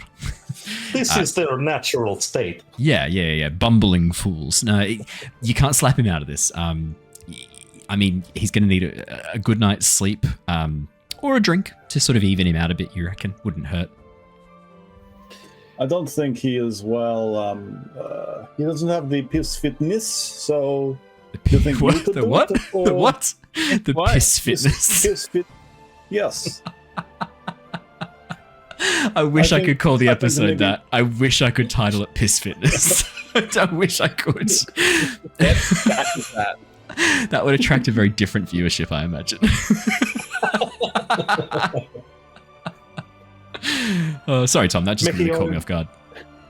I'm inclined to agree with you. I think you do raise a very good point. Alaran, look at the pint. Nice. Look at A the very pint. good pint. Piss fitness. Yeah.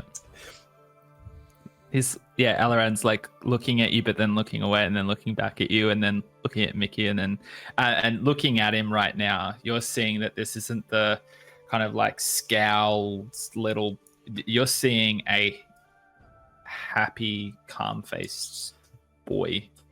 Oh, for the death of the heralds! All right, Alaran. Yeah. Here's the thing. You know we're doing something important, right? Yes. Okay, here's what's gonna happen. You're staying at the back. The Horn Eater's gonna look after you. When we get in there, you're going to keep your storming mouth shut, right? All right. For podcast listeners, Alaran is keeping his storming mouth shut. Not now. Listen, when we get there. Okay. Yep. Right. Neivien, Yes? thank you. I just pat him on the shoulder. We're gonna get through this. All right, Miki. I put you under. He's in your charge. Look after him. Oh, Don't let him just wander off. What is different? Well, this time you got a Bright Eyes telling you to do it. Oh, yeah, okay, sure. No worries. I can do that. Hey, look, can you need to just walk in front of me? Bright Lord Alaran, you go in front of me like this, and I'll follow you. You sort of him on your feet. Like a little child walking him forwards. That's very funny. As the three of you begin to make your way through the camp towards, I'm assuming, just the largest building you can see. Fair bet, would that be safe to say? With the most sigils or flags. Okay. I'm going to find a very low-level soldier, someone who is clearly not going to ask any scarix of questions of us, and ask for directions from them as to where to find the command center. I'm going to say I can do you one better. You see an Ardent, a female Ardent, wandering past with a series of scrolls. You know the Ardents are basically kind of like slaves. Church slaves is the way to kind of imagine the Ardentia, following their attempt to take over the Voran kingdoms. Neivien, you just head over and talk to the Ardent. You watch as she sees you, gives you a little nod. Bright lady? I'm trying to get through to the High Prince. We have urgent news that we need to get passed on. I'm headed to his building right now. Please follow me. Lead on. As you follow the... Sorry, can I just chime in here? Yeah. As walking along with Miki, Alaran's probably a bit more loose-lipped in these moments, knowing that he's going to be asked to be quiet again soon. And there's that vulnerability in him, and he says to Miki that he's worried about whether we're going to see Ralanut, because she might be upset because she asked for my help, but then she left and just kind of doesn't know. There's nothing else for him to like say or ask on that, but just leaves that as something he's thinking about as we're walking up. Absolutely. And I give a little hand height. How tall? Just leaning into him on the quieter side, because it's something that is not want to be shared too loudly. I give a height. How big do you think? Color hair? I give the full description of attire as she was. Do you remember that? Do you remember that description, Ash? Does Alaran? What was the? What was it? I'm not going to be a dick. You saw her literally yesterday.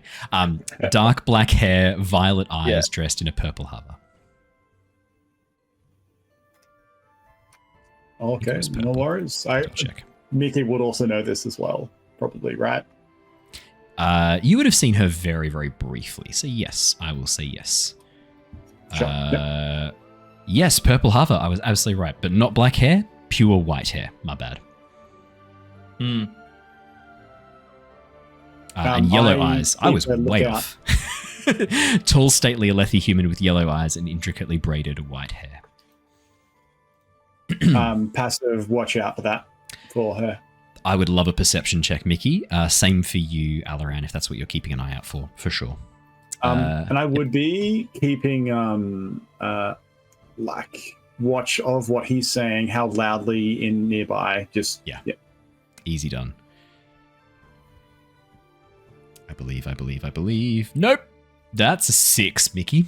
That is 3 plus 3. Is it just me, or does it feel like we're getting like a bigger spread of numbers than we normally do? I don't know. It feels like we're seeing like far more failures than we see in D&D. Maybe that's just because I'm remembering when we were like level 15, level 14, where you're getting like massive pluses to everything. Plus 13 Arcana. Yeah. 16 plus 2 for Alaran, total of 18. Miki, there's so much going on around here. This is your first time in Alethi Warcamp. It's too hard to keep track of what's happening. And I mean, the Alethi kind of all blend together before too long, and you find yourself struggling to keep an eye out for anyone in particular. Alaran, despite your slightly inebriated state, your slightly compromised state, you are keeping an eye out for Ralanat, and so far you've not seen any sign of her. As you approach a rather elongated building, you can see the walls are angled to create this windbreak along the side of the building, along the stormward side of the building. A series of steps with storm shutters set up to cover the entrance. And as you begin to head inside, you can see this is clearly the command center of the war camp. Many people, scribes and soldiers moving in and out of this building, even at night. Many spheres set in torches all the way along the walls, both inside and outside, creating almost like a beacon of light within the war camp. No burning fires or braziers, all with spheres to create this sort of soft blue glow from the stormlight. And as you step on inside and begin to make your way over towards what looks like an audience chamber, the Ardent bows and takes her leave, heading over towards another side chamber where you can see other Ardents, all dressed in the same sort of grey-white robes, accompanying a figure in red robes. Neivien. Because of your history, you would immediately know that an Ardent in red robes is a soulcaster. You would know this. That is 100% in your background.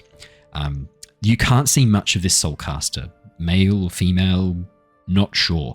The robe is completely covering, a hood pulled up to cover their face and head, and they are surrounded by three other Ardents dressed in grey robes. The female Ardent who accompanied you here quickly goes and joins this other soulcaster, and they make their way through into another room, the door closing behind them.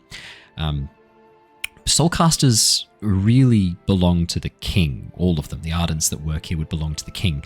This means that whoever this is, this soulcaster, they're here under the orders of King Elokar.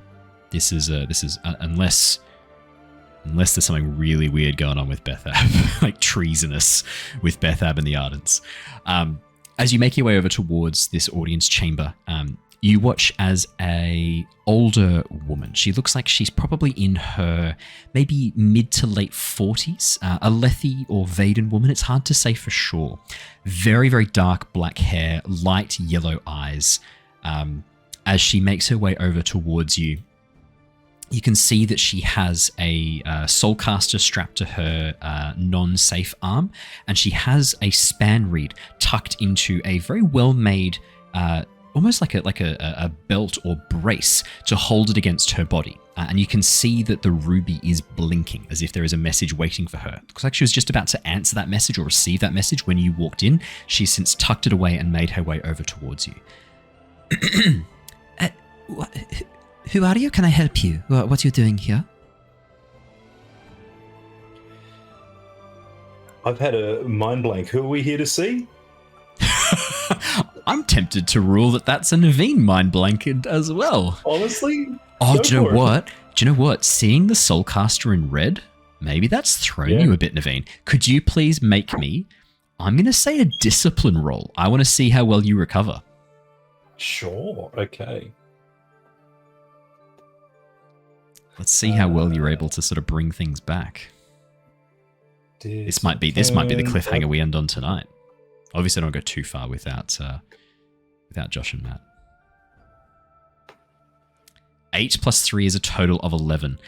There is genuinely a 5-second pause as Neivien like deer in the headlights is like, who, what, why are we here? What are we doing here?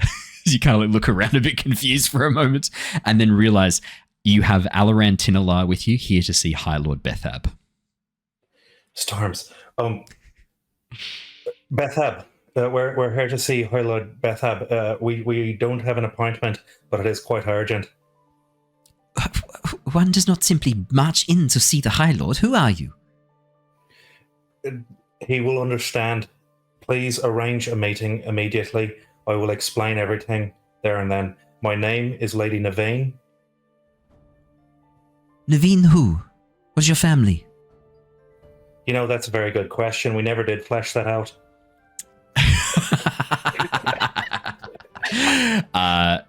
Raph, you have an opportunity now to make up a last name in the spot, in the moment, or if you would like to, simply say, I state my last name, and we can come up with it later and I'll just insert it.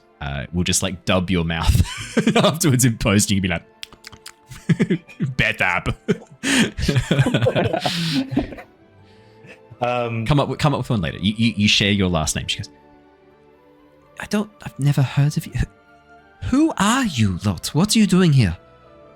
I need to know more before I organize a meeting with our High Lord. We were traveling on a caravan. We have been attacked.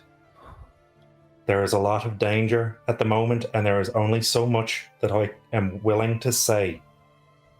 I understand the circumstances are very unusual. I do. Please, look at our state. Would we come to you, bright eyes, like this, if it were not something important? Please. Can you please make me a persuasion check, Neivien? I can do that. I'm sure you can. Natural one. Natural one. Natural The way we've one. been going. Complication. Or an opportunity. I'd also be very stoked to complicate. Oh no! 4 plus 3 is a 7. You watch as she turns, looking at all three of you and goes, as far as I am aware, you are vagrants. There is no more that you will be discussing about speaking to my High Lord Bethab. You're lucky I don't throw you out of these premises right now. Explain who each of you are, what you are doing here, and I will consider passing on your message to the High Lord. And that is where we're going to wrap up for tonight. That's part of a longer conversation, I suspect. Awesome. Thank you so much for joining us tonight, everybody. Oh my goodness. So much fun. I am very much looking forward to seeing what is going on in Thanadal's war camp with Ztar. That was a real turnaround from the natural one. Thank you, Tangent, for that very, very optimal advantage. For those of you who are joining us, thank you so much. Remember, if you can hit that subscribe button, it helps refill the bank of better rolls, which we sorely need tonight. I mean, as you saw, we re-rolled like 3 natural ones in a row, and the only way to prevent that is to make sure that you hit the subscribe button. You can also stitch up an arrogant Light Eyes who's had his core shaken by pressing this, the thumbs up button. And you can also parchment over by leaving a comment. Is very, very helpful for us as well. So make sure you do those 3 things. They are very, very helpful to us. And we are so close to hitting that 2K subscriber target before the end of the year. I actually think we're on track to hit it before the end of November. I believe in you, Storming Legends. I reckon you can get it done. We also need suggestions for a group name. If you have any suggestions, leave them in the comments. I would love to have a collective name for all of this group. It was very easy with D&D to just call them the Tempest Guild. I can't do that here. So if you could help suggest some really cool team, some group names. There's a lot of Tempest going around, Roshar. Shit. You're right. If you can suggest some names, we would love that. Otherwise, we'll be taking all the Irradiance. That's pretty good. I don't mind that. That's very funny. Please make sure you leave suggestions. That is good. Irradiance is good. We would love to have your suggestions, and we'll have a team name that I can refer to the team. The Low Storm. The Low Storm. That's good too. Thank you so much, everybody. That is all we have time for tonight. We will see you all next episode. For those of you watching on Twitch, don't go anywhere. We are going to go and raid a lovely friend of the channel tonight. That will be... No, we can't go RollTogether RPG. They've not got their stream up tonight, which must be because Josh is very busy. That's okay. We will go and raid while I'm figuring that out. Thank you so much, gang. We will see you all next time. Remember, we've got our Tales from the Yawning Portal on Tuesday nights, our Return of the Giants on Wednesday nights, and there is hopefully some really cool news about the Mistborn rule set coming out fairly soon, which means that I think I might, once we wrap up Return of the Giants, maybe start doing Mistborn on a Wednesday night. I want to get started sooner. I can't do more than 3 sessions a week of RPG. I just physically can't do it. Not with that attitude. I physically can't do it. All right, let's go and raid Take a Long Rest. Perfect name for a channel. That sounds fucking awesome. Let's go and get that raid going. Everybody, stay safe, stay well. I will see you guys all next time. Until then, farewell for now. Bye. Bye.